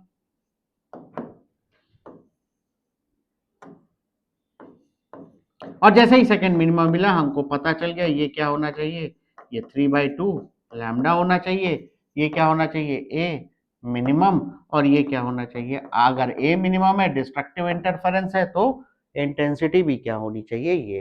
तो इस तरीके से आपको ऑल्टरनेटिवली हमेशा यंग्स डबल स्लिट एक्सपेरिमेंट में क्या होता है, आपको सेंटर पे क्या मिलता है, ब्राइट स्पॉट जिसे आप सेंट्रल मैक्सिमा बोलते हैं, उससे ऊपर जाते हैं तो फर्स्ट मिनिमा मिलता है, फिर उससे नीचे जाते हैं तब भी फर्स्ट मिनिमा मिलता है। डेल्टा एक्स दोनों जगह क्या होता है ये मैंने लिख दिया है, मिनिमा है तो क्या होगा, एम्पलीट्यूड भी मिनिमम होगा, इंटेंसिटी भी मैक्सिमम होगी, फिर ऊपर जाओगे तो आपको फर्स्ट मैक्सिमा मिलेगा।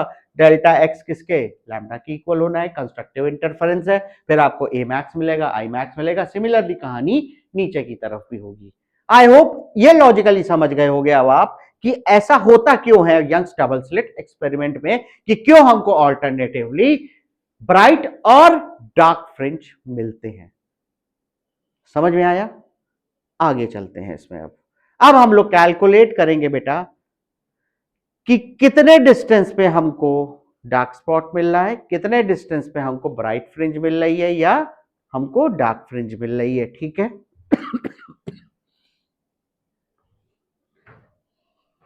फिर से हम वही सेटअप बनाते हैं। यहां पे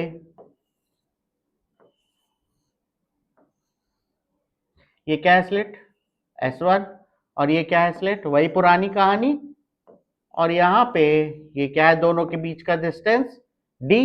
अच्छा, यहां से एक लाइट आ रही है इस तरीके से, लाइट वेव, और यहां पे हम लेते हैं मोनोक्रोमैटिक सोर्स। मोनोक्रोमैटिक मतलब, फिर से लिख देते हैं इसको, मोनोक्रोमैटिक यानी कि मोनोक्रोमैटिक लाइट। मोनोक्रोमैटिक लाइट मतलब सेम लैम्डा जिसका हो, सेम वैल्यू ऑफ क्या हो, वेवलेंथ हो। क्लियर हुई बात? आई दोनों भाई। फिर ये क्या होगा, यहां पे मैंने स्क्रीन लिया,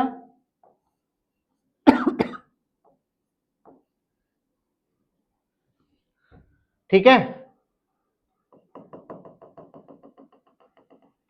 मैंने यहां पे क्या किया, सेंटर पे ये एक लाइन खींची इस तरीके से। अब मैं क्या कर रहा हूं, कोई डिस्टेंस y है सेंटर से, ठीक है, और मैं यहां से लाइन जोड़ता हूं सेंटर से, और वो जो है एंगल थीटा बना रही है हॉरिजॉन्टल से। क्लियर हुई बात?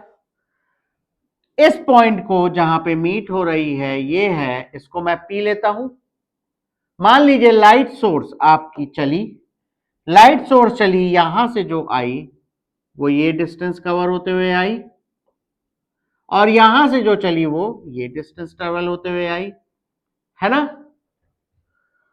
अब मैं चाहता हूं कि ये डायग्राम अगर बन गया है तो भाई मैं चाहता हूं कि अगर मुझे ब्राइट या डार्क फ्रिंज निकालनी है तो पहले मुझे पाथ डिफरेंस तो पता हो। तो पाथ डिफरेंस अगर हम लोग निकालेंगे तो भाई यहां से जो डेल्टा एक्स आएगा क्या वो इसके इक्वल होगा, वो होगा S2P माइनस S1P, ठीक है, यही होगा। अब देखिए पाथ डिफरेंस मतलब कि दोनों में से कितना एक्स्ट्रा पाथ वेव ने चला, किसी भी वेव ने। यहां से हम देख रहे हैं कि S2P से जाने वाली जो लाइट रे है या वेव है वो एक्स्ट्रा पाथ चल रही है, ये जो है ये कम डिस्टेंस चल रही है। अब इसको हम कैलकुलेट कैसे करेंगे, उसके लिए हम क्या करेंगे, यहां से हम लोग एक परपेंडिकुलर ड्रॉ करते हैं, ठीक है। परपेंडिकुलर ड्रॉ किया तो आप देखेंगे सिमेट्री वाइज यहां से यहां तक का डिस्टेंस क्या है, वो तो सेम है। यानी कि आप यहां से देख पाएंगे कि यहां से यहां तक का जो डिस्टेंस है वो क्या है, वो एक्स्ट्रा उसने चला हुआ है। आप कौन से देखो भाई, ये लाइट यहां से यहां तक गई, अगर ये वाली लाइट ये होती यहां पर, ये वाला सोर्स अगर S2 यहां पर होता, यहां से P का डिस्टेंस सेम होता, आप देखिए डायग्राम में। लेकिन नहीं, वो वाला सोर्स तो यहां है, वो यहां से यहां गया है, तो ये दोनों अगर सेम है तो भाई यही वाला लेंथ जो है वो डेल्टा एक्स है हमारा, यानी कि पाथ डिफरेंस है। समझ में आया, है ना। अब वो हम निकाल सकते हैं। अब देखिए भाई ये क्या है, ये क्या है 90 डिग्री, ये भी लगभग लगभग क्या होगा 90 डिग्री, है ना। अब ये एंगल 90 डिग्री है, ये वाला, ये थीटा है, तो ये क्या होगा 90 माइनस थीटा होगा, है ना। तो ये भी एंगल कितना होगा थीटा, ये एंगल कितना होगा 90 माइनस थीटा, तो ये भी एक ट्रायंगल बनेगा, ये भी थीटा हो जाएगा। क्लियर हुई बात? अब देखिए इस वाले ट्रायंगल में S1 S2 जो कि D के बीच का डिस्टेंस है, उन दोनों के बीच का डिस्टेंस D है, क्या वो हाइपोटेन्यूज बन गया, बन गया। और हमको ये वाला एंगल ये वाला पाथ निकालना है यहां से यहां तक की साइड, ये एंगल थीटा है, तो यहां से क्या हम लिख सकते हैं कि क्या ये डी साइन थीटा की इक्वल होगा। बिल्कुल, आप देखिए डी साइन थीटा ये वाला लेंथ होगा ट्रायंगल का। यानी कि पाथ डिफरेंस हमेशा इस कंडीशन में जो आएगा हमारे लिए वो कितना होगा, डी साइन थीटा। बात क्लियर है? यानी कि सेकेंड वाली वेव ने जो S2 स्लिट से P तक पहुंच रही है, उसने जो एक्स्ट्रा पाथ ट्रैवल किया है उसकी जो वैल्यू है वो है डी साइन थीटा, ठीक है। अब देखिए होता क्या है, फॉर वेरी स्मॉल एंगल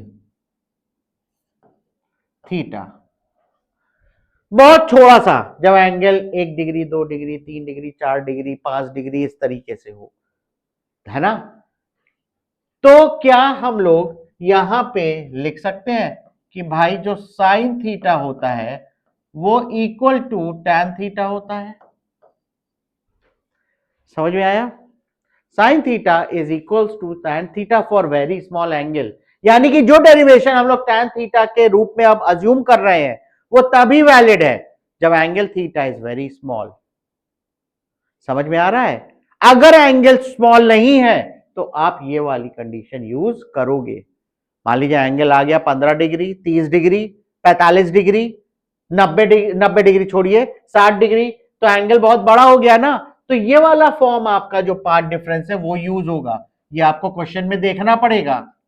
लेकिन अगर वेरी स्मॉल एंगल है तो यहां से भी निकल आएगा, और जो हम लोग अब चीज कैलकुलेट करने वाले हैं वहां से भी निकल के आ जाएगा। और जो चीज कैलकुलेट करने वाले फॉर वेरी स्मॉल एंगल, है ना, उसमें क्या होता है कि उससे थोड़ा आसानी से निकल आएगा आपको। ठीक है, आगे बढ़ते हैं। अब ये वाले ट्राइंगल में देखें, ये जो है हमारे पास यहां पे ये 90 डिग्री है, ये एंगल क्या है थीटा, है ना, तो क्या यहां से, और ये वाली वैल्यू जो है हमारे लिए हम लोग ले रहे थे कैपिटल डी, तो ये भी क्या हो जाएगी कैपिटल डी, तो यहां से tan थीटा क्या हम लोग लिख सकते हैं, tan थीटा क्या हो जाएगा y/d, है ना। ठीक है, क्या मैं यहां पर डेल्टा एक्स जो हमारा बन गया है स्मॉल एंगल के लिए, जो कि डी साइन थीटा था, और साइन थीटा स्मॉल एंगल के लिए क्या हो जाएगा डी टैन थीटा, तो क्या मैं उसको लिख सकता हूं d y by d. Delta x यानी कि जो स्मॉल एंगल के लिए हमारा पाथ डिफरेंस निकल के आ रहा है, क्या वो डी वाई बाय डी होगा, निकल के आ रहा है। ये भी मैं बोलूंगा, आप इसको याद रखना, याद रखो, बहुत इंपॉर्टेंट रिलेशन है ये। क्लियर हुई बात? आई होप यहां तक क्लियर हो गई होगी।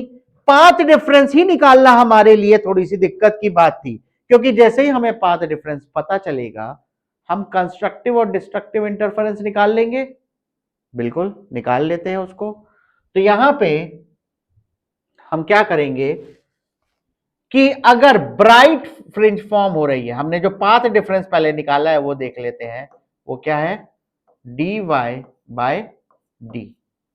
ठीक है, और यहां पे जो हमने दो स्लेट लिया था वो कुछ इस तरीके से थी, S1, इनके बीच डिस्टेंस क्या थी D, और ये क्या है S2, ये स्क्रीन थी, और यहां से सेंटर था, है ना, और यहां से हमने कोई पॉइंट अज्यूम किया है P।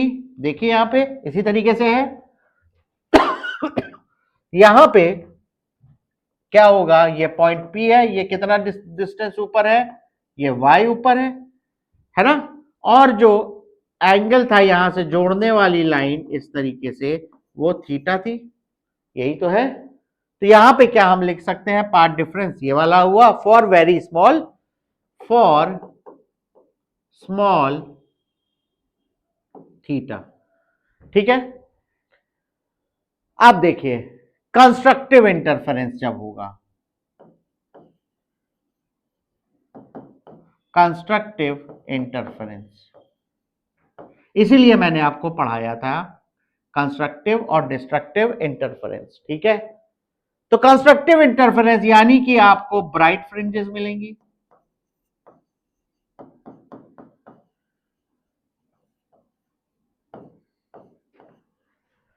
है ना।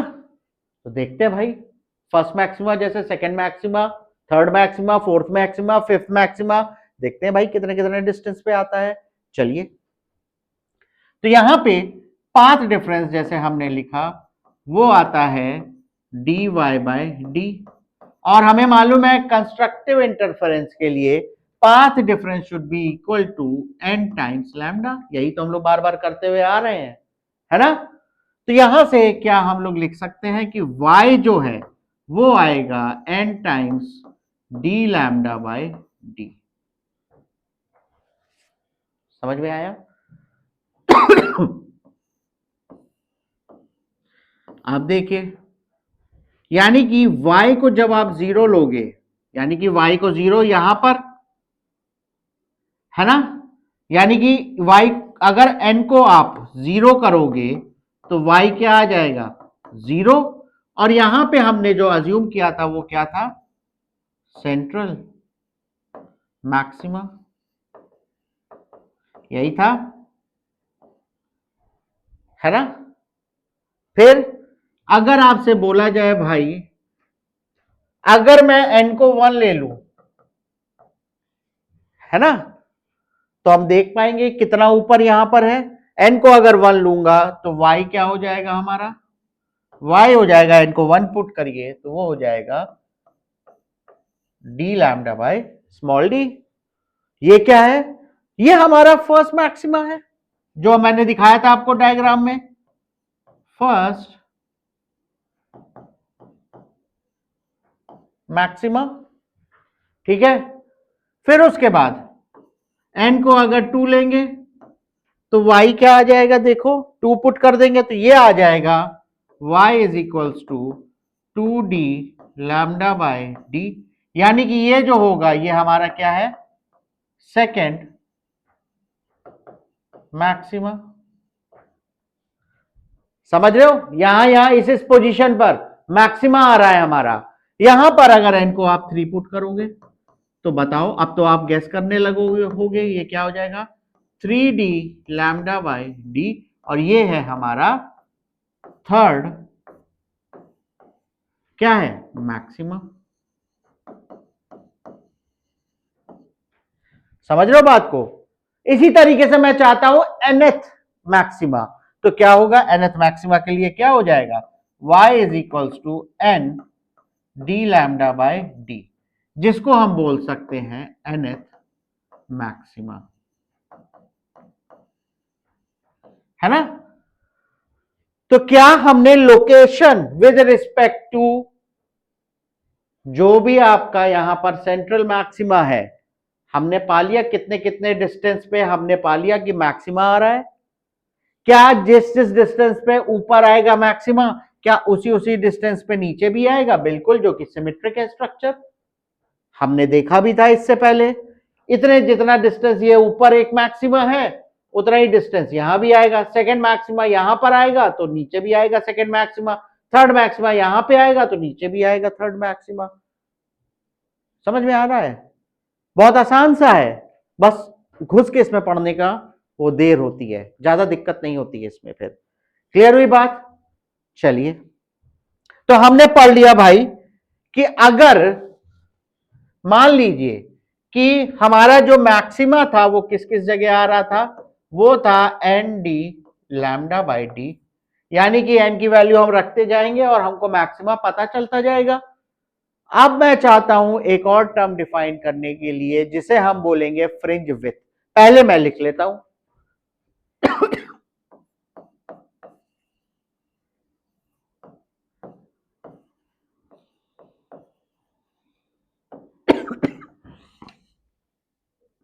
जिसका सिंबल है बीटा। ठीक है, फ्रिंज विड्थ को डिफाइन कैसे करते हैं? फ्रिंज विड्थ वो डिस्टेंस है between two consecutive maxima. Two consecutive maxima मतलब सेंटर से फर्स्ट फ्रिंज विड्थ का जो डिस्टेंस है, या फर्स्ट फ्रिंज विड्थ से सेकंड जो ब्राइट फ्रिंज है वो उसका डिस्टेंस।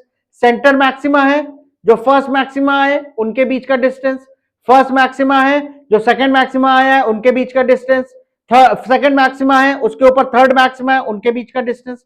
यानी कि टू कॉन्सेक्यूटिव अगर आप मैक्सिमा उठाइए उनके बीच का जो डिस्टेंस है उसको हम बोलेंगे फ्रिंज विड्थ। उतनी ही तो फ्रिंज की विड्थ है ना। तो यहां पे हम क्या लिख सकते हैं? डिस्टेंस बिटवीन टू consecutive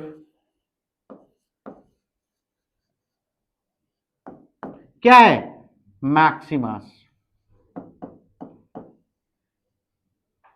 समझ में आया? क्लियर? अब देखिए, यानी कि हम यहां पे अगर देखें, हम सेंट्रल है और फर्स्ट ये है, इन दोनों के बीच का डिस्टेंस निकाल ले, या इन दोनों के बीच का डिस्टेंस निकाल ले, या इन दोनों के बीच का डिस्टेंस निकाल ले, या इन दोनों के बीच का डिस्टेंस निकाल ले, या किसी का भी। तो आप देखिए क्या हमेशा डिस्टेंस कांस्टेंट आ रहा है? अगर मान लीजिए इन दोनों के बीच का डिस्टेंस निकाले तो हमारा आ रहा है डी लैम्डा बाय टी। इन दोनों के बीच का डिस्टेंस निकालो तो क्या तब भी यही आएगा? इन दोनों के बीच का निकालो तो क्या तब भी यही आएगा? तो हम क्या करेंगे, हम कोई भी nth मैक्सिमा लेंगे, nth मैक्सिमा ये हुआ, और हम लेंगे उसका n+1, उसका कोई भी मैक्सिमा, यानी कि उसका कंसेक्यूटिव क्या होगा, n+1 या n-1। तो हमने n+1 ले लिया, तो वो क्या हो जाएगा, n+1 D lambda by D. क्या फ्रिंज विथ जो कि बीटा है, ये दोनों कंसेक्यूटिव मैक्सिमा है, तो क्या मैं इनको ऐसे कर सकता हूं, n+1 माइनस वाई एन। समझ में आया? तो क्या इन दोनों को जब मैं सब्ट्रैक्ट करूंगा तो मेरे पास जो फ्रिंज विथ आएगी, क्या वो डी लैम्डा बाय डी आएगी, which is very important to note बच्चों लोग। Fringe width is equals to d lambda by d. Clear हुई बात? अब देखिए, अगर यह समझ में आ गया तो हम लोग एक चीज देखते हैं यहां पर, क्या कि भाई हमने देखा था सेंट्रल मैक्सिमा,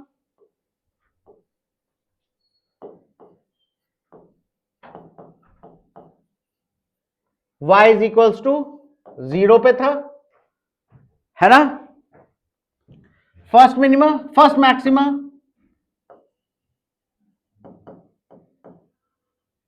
किस पे था, y is equals to d lambda by d पे था। यहां n1 पुट करो, या यहां आया, तो क्या ये फ्रिंज विड्थ के बराबर है? देख लीजिए, क्या ये बीटा के बराबर है? ठीक है। फिर सेकेंड मैक्सिमा,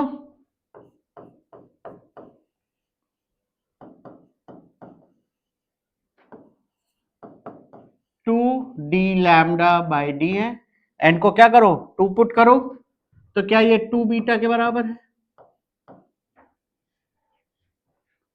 क्या थर्ड मैक्सिमा,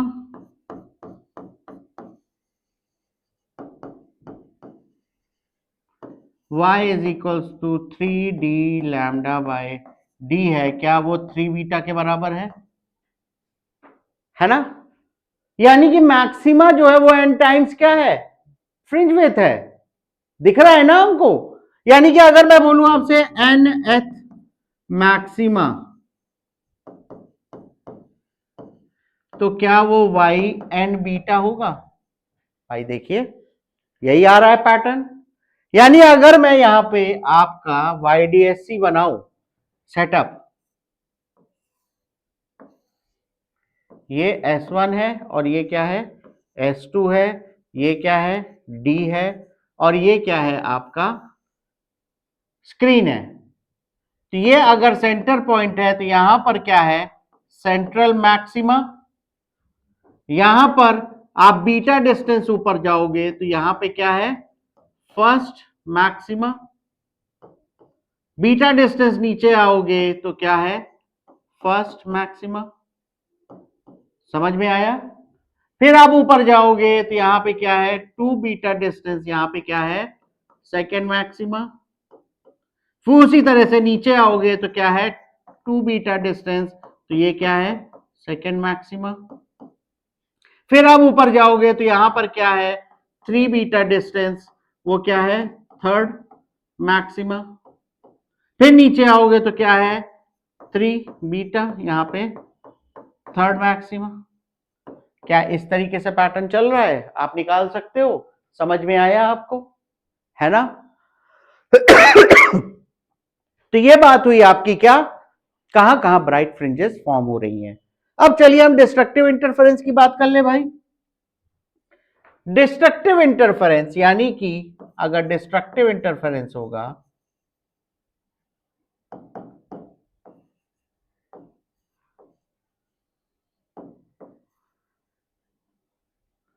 यानी कि ए मिनिमम होगा, ए मिनिमम होगा तो क्या होगा, आई मिनिमम होगा, यानी कि वहां डार्क फ्रिंजेस होंगे, यानी कि यहां पे क्या प्रोड्यूस होंगे, डार्क फ्रिंजेस। समझ में आया? और हमने देखा हुआ है कि भाई जो पाथ डिफरेंस आना चाहिए फॉर स्मॉल स्मॉल थीटा, वो क्या आना चाहिए, y d upon capital d, ये आना चाहिए, ये हमने पढ़ रखा है। और हमने ये भी पढ़ रखा है, मैंने आपको इनिशियली लेक्चर में बताया था कि अगर लैम्डा टाइम्स में हम पाथ डिफरेंस को देखेंगे तो वो क्या होता था भाई, delta x is equals to lambda by two, या 3/2 लैम्डा, या 5/2 लैम्डा, एंड सो ऑन, यानी कि odd multiples of lambda by to. यानी कि यहां से हम लिख सकते थे भाई ऑड मल्टीपल तो ये हो गया हमारा, और लैम्डा बाई टू, और ये हमारा पाथ डिफरेंस होना चाहिए। क्या मैं इस वैल्यू को यहां रखूं, पाथ डिफरेंस है दोनों, तो यहां पे हम रखेंगे तो हम पाएंगे कि जो हमारा पाथ डिफरेंस आ रहा था for small angle theta, that should be equal to 2n+1 by lambda है। ठीक है, फर्दर सॉल्व करते हैं इसको। फर्दर सॉल्व करेंगे तो y क्या ये ऐसे आ जाएगा, 2n+1 lambda d upon D, यही आएगा। देखिए, ठीक है, आप 2n+1 भी ले सकते हो, 2n-1 भी रहता है बुक में, डिपेंडिंग अपॉन कि आप वैल्यू n की कौन सी चूज करने वाले हो, है ना। अगर यहां पे मैं 2n+1 लू तो मैं n को 0 से शुरू करूंगा और उसको मैं बोलूंगा क्या, फर्स्ट डार्क फ्रिंज। ठीक है, तो यहां पे अगर n 0 है तो y क्या आएगा, बताइए उसके कॉरेस्पॉन्डिंग, क्या वो d लैम्डा बाई डी आएगा। इसको हम बोलेंगे फर्स्ट मिनिमा।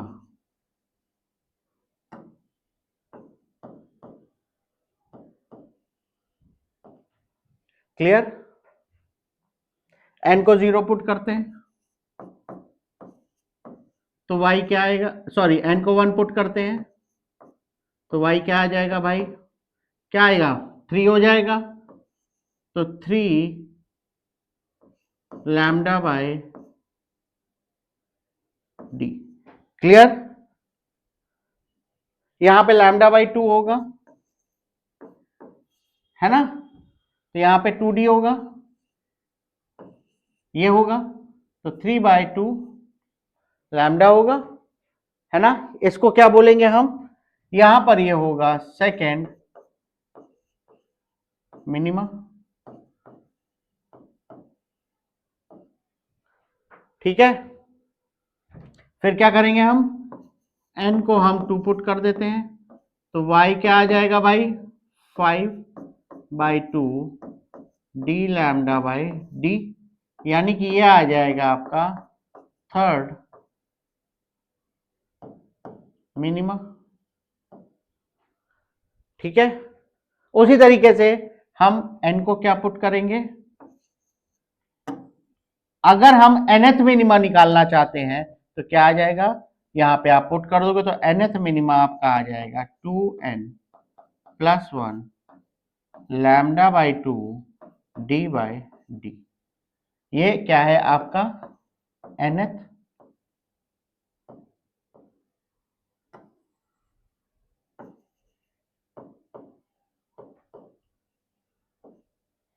समझ में आया, है ना। चलिए, अब यहां से फिर से हम एक बात करते हैं, हम क्या करेंगे, अब यहां भी हम फ्रिंज विड्थ डिफाइन करेंगे। ठीक है, जैसे हमने वहां पे डिफाइन किया था फ्रिंज विड्थ, फ्रिंज विड्थ, और यहां भी सिंबल क्या होगा, बीटा। क्लियर? तो यहां पे आप देखेंगे फ्रिंज विड्थ, जैसे हमने बोला था distance between two consecutive maxima, उसी तरीके से यहां पे भी हम बोलेंगे distance between two consecutive minima, यानी कि आप फर्स्ट मिनिमा सेकेंड मिनिमा के बीच का डिस्टेंस निकाल लो, या सेकेंड मिनिमा थर्ड मिनिमा के बीच का डिस्टेंस निकाल लो, या थर्ड मिनिमा फोर्थ मिनिमा के बीच का डिस्टेंस निकाल लो, वो उसको हम क्या बोलेंगे, फ्रिंज विड्थ। तो यहां से देखिए, अगर आप पुट करेंगे तो ये फर्स्ट मिनिमा है, ये सेकेंड मिनिमा है, इनके बीच का डिस्टेंस क्या आएगा, देखिए माइनस करिए, अगर मैं फ्रिंज विड्थ की बात करूं वो क्या आएगा, आएगा 3/2 D lambda by D minus क्या आएगा, डी लैम्डा बाय 2d। जब हम इसको सॉल्व करेंगे तो ये आ जाएगा डी लैम्डा बाय डी। समझ में आया? क्या ये फ्रिंज विड्थ वही आ रहा है जो हमारा पहले भी आ रहा था, जब हमने विद द हेल्प ऑफ क्या फाइंड किया था, जब हमारे दो कंसेक्यूटिव जो मैक्सिमा थे उनके बीच का हमने डिस्टेंस फाइंड किया था, तो क्या वो सेम यही आ रहा था? बिल्कुल। तो क्या यहां से मैं देख सकता हूं कि दोनों केस में फ्रिंज विड्थ जो हमारी आ रही है वो सेम आ रही है ना? अब देखते हैं यहां पे, अगर हम बात करें यहां पर जब n इज इक्वल्स टू 0 है, तो ये क्या आ रहा था, y is equals to d lambda by 2 d lambda, और ये क्या है हमारे पास, ये क्या बीटा है। तो क्या यहां से हम बोल सकते हैं भाई y is equals to beta by 2, यानी कि 0.5 बीटा, है ना? उसी तरीके से अगर हम फिर से बात करेंगे ये, तो ये फिर से बीटा है, और ये 3/2 क्या हो जाएगा, 1.5, यानी कि n को जब 1 पुट करेंगे तो यहां से y जो आ रहा था वो क्या आ रहा है, 1.5 बीटा। उसी तरीके से n को 2 पुट करेंगे तो y कितना आएगा, देखिए ये क्या है, ये बीटा है, और 5/2 क्या होता है, 2.5 बीटा, यानी कि यहां पर 2.5 बीटा, यानी कि n को 3 पुट करेंगे तो y क्या आ जाएगा, 3.5 बीटा। समझ में आ रहा है? हमारे क्या हो रहा था जब कंस्ट्रक्टिव इंटरफेरेंस हो रहा था, यानी कि ब्राइट फ्रिंजेस हो रहे थे, तो वो कहां कहां फॉर्म हो रहे थे बताइए, 0 पे n बीटा था, है ना? यहां पे n टाइम्स आप क्या करोगे, 0.5 बीटा, यानी कि nth जो आपका होगा वो क्या होगा, 0.5,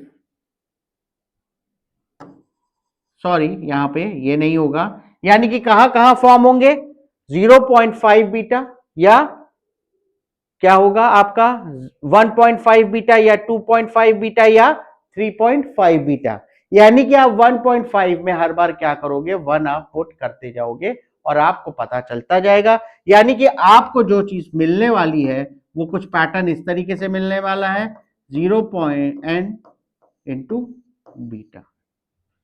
क्लियर? आप यहां से भी देख सकते हो, यहां से भी क्या आ जाएगा, अगर आप 2 को अंदर ले जाओगे तो ये क्या बन जाएगा, n प्लस हाफ, है ना? यही आएगा, जैसे ही अंदर ले गए ये वैल्यू क्या है, बीटा। समझ में आया? और इसको आप क्या लिख सकते हो, n प्लस 0.5 बीटा, यहां आपको डार्क फ्रिंज मिलेगी। समझ में आया? तो आगे बढ़ते हैं, यानी कि अगर हम यंग्स डबल स्लिट एक्सपेरिमेंट बनाए, यहां पर ये S1 है और ये क्या है, S2, और ये स्क्रीन बनाए अगर, तो यहां पे जो 0.5 बीटा होगा वो होगा आपका फर्स्ट मिनिमा,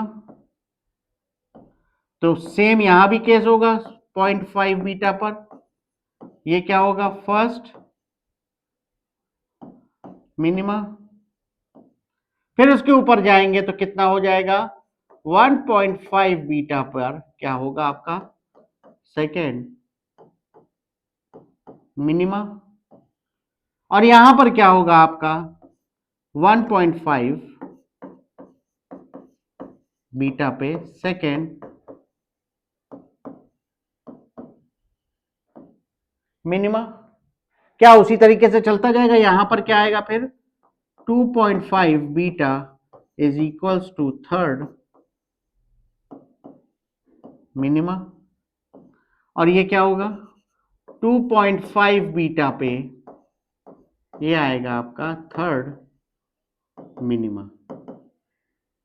समझ में आ रहा है? यानी कि इस जगह आपको मिनिमा होगा। अगर इस जगह आपको मिनिमा होगा तो आपका ए भी क्या होगा, मिनिमम होगा, और आपका आई भी क्या होगा, मिनिमम होगा। क्लियर? बात समझ में आई? और ए मिनिमम होने का आपका क्या था, वो था मॉड में ए माइनस ए टू, और यहां पे आई मिनिमम होने का था कि under root I one minus under root I two का स्क्वायर। यही था। आप फाइंड कर सकते हो यहां पर क्या क्या है।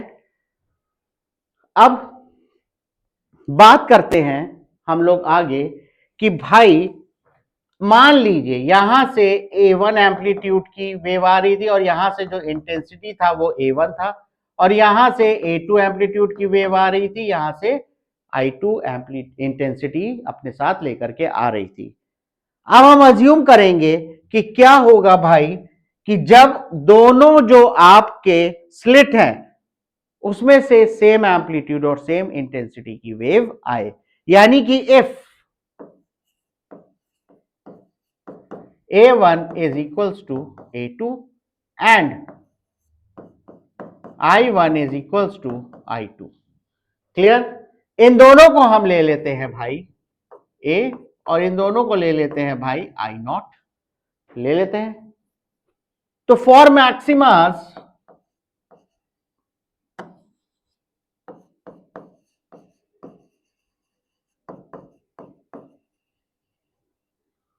जहां जहां मैक्सिमा हो रहा था तो क्या ए आर था जो कि A1 प्लस A2 था, क्या वो 2A हो जाएगा?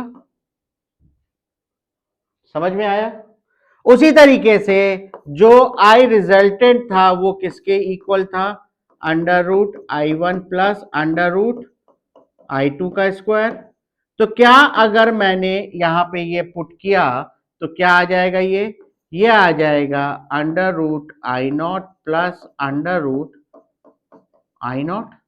ये क्या आ जाएगा स्क्वायर इसका, ये आ जाएगा 2 अंडर रूट आई नॉट का स्क्वायर। तो क्या ये आ जाएगा 4 आई नॉट। होना भी चाहिए, 4 हो गया है ना? समझ में आया? उसी तरीके से अगर मैं मिनिमा की बात करूं, है ना, जहां जहां डार्क फ्रिंजेस फॉर्म हो रहे थे, फॉर मिनिमा, है ना, मिनिमा के लिए जो रिजल्टेंट था हमारा एम्पलीट्यूड का वो क्या था, A1 माइनस A2। क्या यहां पे 0 है? ठीक है। आई रिजल्टेंट क्या था हमारे लिए, वो था under root I one minus under root I two का स्क्वायर। तो यहां पर ये क्या हो जाएगा, I naught minus under root I naught का स्क्वायर। तो ये क्या हो जाएगा 0, ये डार्क स्पॉट हो जाएगा, है ना? समझ में आया? अब यहां पे एक क्वेश्चन होता है, भाई अगर डार्क फ्रिंजेस आ रही हैं और ब्राइट फ्रिंजेस आ रही हैं तो क्या एनर्जी का लॉस हो रहा है? कहीं पे एनर्जी का लॉस हो रहा है, कहीं पे एनर्जी का गेन हो रहा है? ऐसा नहीं है। इंटरफेरेंस की एक और डेफिनेशन होती है, it is the redistribution of energy. जब दो वेव आपस में कुछ अमाउंट अपनी एनर्जी की लेकर के आती हैं, जब वो दोनों इंटरफियर होती हैं तो एनर्जी का रीडिस्ट्रीब्यूशन होता है, और इसी कारण से मैक्सिमा और मिनिमा भी फॉर्म होता है। Total energy of the setup, जो भी पूरा सेटअप है उसका कंजर्व होता है। कहीं पे ज्यादा एनर्जी, कहीं पे उतने ही अमाउंट में लेस एनर्जी, फिर ज्यादा एनर्जी, फिर लेस एनर्जी। इसलिए टोटल एनर्जी कंजर्व, केवल आपका रीडिस्ट्रीब्यूशन ऑफ एनर्जी होती है इसमें। क्लियर हुई बात? अब यहां पे अगर हम देखें भाई, ये तो हमने मैक्सिमा और मिनिमा के लिए हमने निकाल लिया, लेकिन एट किसी भी पॉइंट y जो हमने लिया था वहां पर किसी भी जो भी एंगल बना रहा है, किसी भी रैंडम एंगल पर हम कैसे निकालेंगे इंटेंसिटी। तो यहां पे हमको मालूम है कि अगर हम लिखें फॉर एनी अदर पॉइंट्स। भाई इसके अलावा और भी कहीं पूछ सकता है ना इंटेंसिटी निकालने के लिए, तो आप कैसे निकालोगे? हमें मालूम है इंटेंसिटी का जो फॉर्मूला होता है, जो रिजल्टेंट, वो क्या था? I1 plus I2 plus 2 under root I1 I2 cos delta phi. ठीक है, और हमने क्या अज्यूम किया है कि दोनों की इंटेंसिटी क्या है? इक्वल है। तो क्या यहां पे हम लिख सकते हैं I R is equal to, जो रिजल्टेंट इंटेंसिटी है, I naught plus 2 under root I naught into I naught cos delta five. तो क्या ये क्या हो जाएगा? I resultant is equals to 2 I naught plus 2 I naught cos delta five होगा क्या? मैं यहां से 2 आई नॉट को कॉमन ले लूं तो ये क्या हो जाएगा? 1 plus cos delta five. Clear हुई बात? अब यहां पर आप देखिए, क्या हम कॉस थीटा, कॉस 2 थीटा का फॉर्म यूज कर सकते हैं? वो क्या होता है? 2 कॉस स्क्वायर थीटा -1। तो यहां से कॉस स्क्वायर थीटा क्या आ जाएगा? वो आ जाएगा कॉस 2 थीटा प्लस 1 अपॉन 2। ठीक है, यहां पे पुट करेंगे तो यहां पर अगर 2 उसको यहां से हटा के यहां रख दें तो इस फॉर्म में कन्वर्ट हो जाएगा। तो यानी कि 2 कॉस स्क्वायर थीटा यानी कि इस एंगल का हाफ। तो यहां पे रिजल्टेंट जो इंटेंसिटी आ जाएगी वो आ जाएगी 4 I naught cos square delta five by 2, जो कि मैं नेक्स्ट स्लाइड में लिख देता हूं कि भाई जो रिजल्टेंट इंटेंसिटी है वो हमारे पास आई है 4 I naught cos square delta five by 2, यही आई है। अब यहां पे आप देखिए, जब जब डेल्टा फाइव क्या हो रहा था, आप यहां पे पुट करो मैक्सिमम और मिनिमम के लिए क्या हम फाइंड कर सकते हैं किसी भी रैंडम उसके लिए डेल्टा फाइव या डेल्टा एक्स क्या होता था हमारे लिए? डेल्टा एक्स होता था हमारे लिए क्या? डी वाई बाय डी, है ना?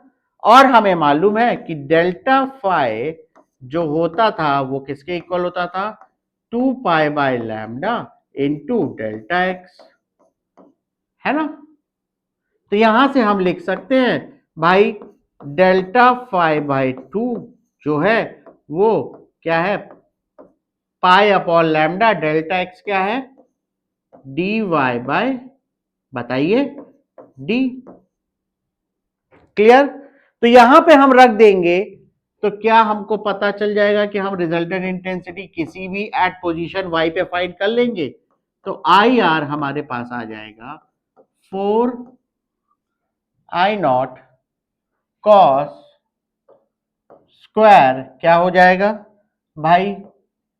पाई by lambda into d y by d. यानी कि हम किसी पोजीशन y पे भी फाइंड कर लेंगे। यानी कि अगर आपको स्लिट विड्थ दी हुई है, स्लिट के बीच का डिस्टेंस दिया हुआ है, कैपिटल डी दिया है, स्क्रीन और स्लिट के बीच का डिस्टेंस वाई दिया है तब, और लैम्डा दिया है, तब भी आप इंटेंसिटी फाइंड कर सकते हैं, है ना? समझ में आया? यहां से अगर हम देखेंगे तो ये कॉस स्क्वायर है तो मैक्सिमम वैल्यू कॉस की क्या होगी? 1 होगी। तो यानी कि आई मैक्स हमारे पास क्या आ गया? वो आ गया 4 आई नॉट। अब स्क्वायर है तो इसकी मिनिमम वैल्यू 0 होगी, -1 तो होगी नहीं। तो यहां पे हम लिख सकते हैं I minimum is equals to 0। Max कहां फॉर्म होगी? जहां पे मैक्सिमा होगा। मिनिमम कहां होगी? जहां पे मिनिमम होगा। क्या हम लोगों ने यही निकाला था? देखिए, है ना? और यहां पे क्या होगी?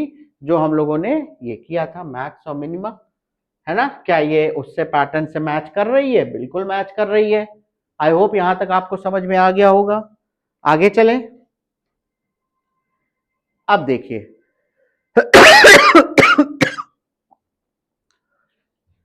यहां पे थोड़ा सा, आई होप इतना समझ में आ गया होगा। मैं थोड़ा सा और बोर्ड में लेवल पे जो भी है आपका बता देता हूं। आईआईटी जेईई लेवल पे मैं एक और लेक्चर इसको रिकॉर्ड करूंगा, अच्छे से करूंगा, पूरा एडवांस तक आप लोगों के कॉन्सेप्ट यहाँ पे क्लियर कर दूंगा, जो कि और भी बहुत सी चीजें आईआईटी जेईई और बोर्ड, आईआईटी जेईई और आईआईटी एडवांस से रिलेटेड पूछी जाती है। तो यहां पर अगर आप देखिए, अगर वाईडीएससी को आप किसी एक मीडियम में इंसर्ट कर दीजिए जिसका रिफ्रैक्टिव इंडेक्स न्यू हो, तो क्या होगा हमारे पास, इसको देखते हैं। मान लीजिए ये क्या है, ये हमारे पास वाईडीएससी है, ये स्लिट है, S1 और S2, इनके बीच डिस्टेंस क्या है, D, और यहां पे जो है डिस्टेंस वो है कैपिटल D। ये स्क्रीन है, ये सेंटर है ना। और इसको मैंने एक लिक्विड भर दिया यहां पर जिसका रिफ्रैक्टिव इंडेक्स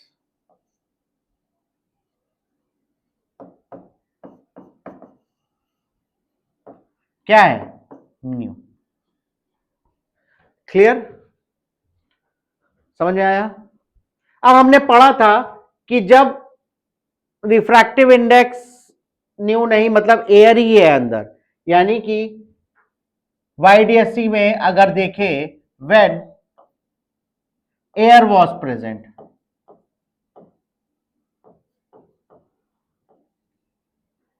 अभी तक जो डेरिवेशन किया था वही तो हमने लिया था। तो वहां पे हमारे पास जो मैक्सिमा आया था वो क्या था, n d lambda by d. जो मिनिमा आया था वो क्या आया था, ये मैक्स था, ये क्या है, मिनिमम। वो क्या था, 2n+1 क्या था, lambda by 2 D by D, यही था।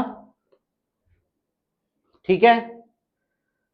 और हमारे पास जो फ्रिंज विड्थ आई थी दोनों के केस में वो कितना था, वो थी D lambda by d. Clear.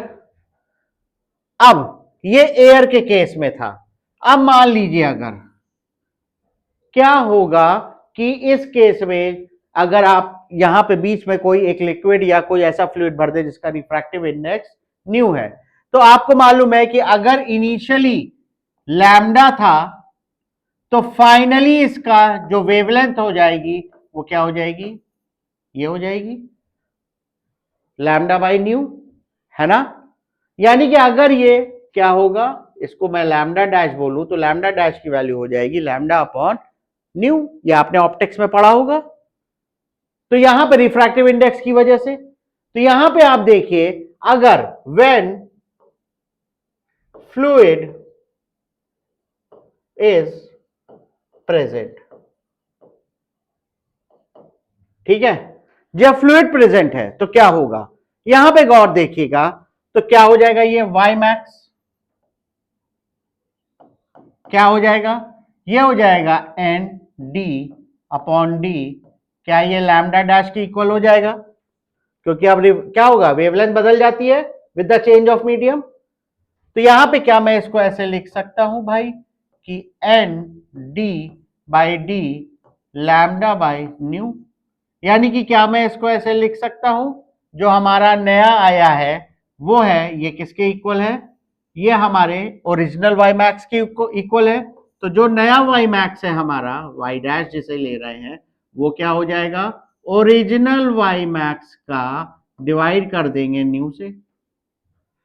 यानी कि जब रिफ्रैक्टिव इंडेक्स आ जाता है, comes into play of various fluids या लिक्विड्स, यानी कि वाईडीएससी को आप किसी एक ऐसे लिक्विड में इंसर्ट कर देते हो जिसका रिफ्रैक्टिव इंडेक्स क्या है, न्यू, या जिसका मीडियम में जिसका रिफ्रैक्टिव इंडेक्स क्या है, न्यू। तो जो आपका वाई मैक्स यानी कि जो मैक्सिमाज आते हैं वो न्यू टाइम्स उनका जो डिस्टेंस है वो डिक्रीज कर जाता है। दिख रहा है यहां से। क्या इसी तरीके से मैं मिनिमा की बात करूं, मिनिमा को देखो, वाई डैश मिनिमा वो क्या हो जाएगा भाई, 2n+1 भाई लैम्डा डैश उसमें मीडियम में यही है वेवलेंथ, और ये हो जाएगा भाई d/d। और हमें मालूम है भाई कि 2n+1 ये लैम्डा क्या था, लैम्डा बाई न्यू, और इंटू 2 इंटू d/d यही होगा। यानी कि मैं यहां से देख सकता हूं कि ये क्या है, आप गौर से देखिए तो क्या ये भी क्या हो जाएगा, लैम्डा डैश मिनिमम जो है वो लैम्डा डैश या लैम्डा मिनिमम अपॉन न्यू इसके इक्वल है। गौर से देखिए क्या ये इसी के इक्वल है, यानी कि साथ में जो डिस्टेंस बिटवीन मिनिमा भी है वो भी न्यू टाइम्स क्या होंगे, वो भी डिक्रीज कर जाएंगे। रिफ्रैक्टिव इंडेक्स से आप डिवाइड कर दीजिएगा न्यू मिनिमास और पास पास में आ जाएंगे। अगर ये सब पास पास में आ गए तो जो बीटा है आपका पहले, वो बाद में जो बीटा डैश हो जाएगा वो क्या होगा, वो होगा d lambda dash by D, और आपको मालूम है डी ये क्या हो जाएगा लैम्डा डी अपॉन न्यू, और ये हो जाएगा बीटा अपॉन न्यू। यानी कि आपकी फ्रिंज विड्थ भी क्या होगी, श्रिंक कर जाएगी न्यू टाइम्स। समझ में आया? यानी कि आप क्या करोगे कि जब भी कोई फ्लूइड आप उसमें भर दोगे जिसका रिफ्रैक्टिव इंडेक्स या मीडियम कोई ऐसा उसका रिफ्रैक्टिव इंडेक्स क्या है न्यू, तो वहां पे आपका जो नया पोजीशंस आएंगे वो श्रिंक हो जाएंगी सब किसका, न्यू टाइम्स। देखिए सबका मैंने यहां पे प्रूव कर दिया है। समझ में आया? आगे बढ़ते हैं। जब हम पॉलीक्रोमेटिक लाइट लेते हैं, पॉलीक्रोमेटिक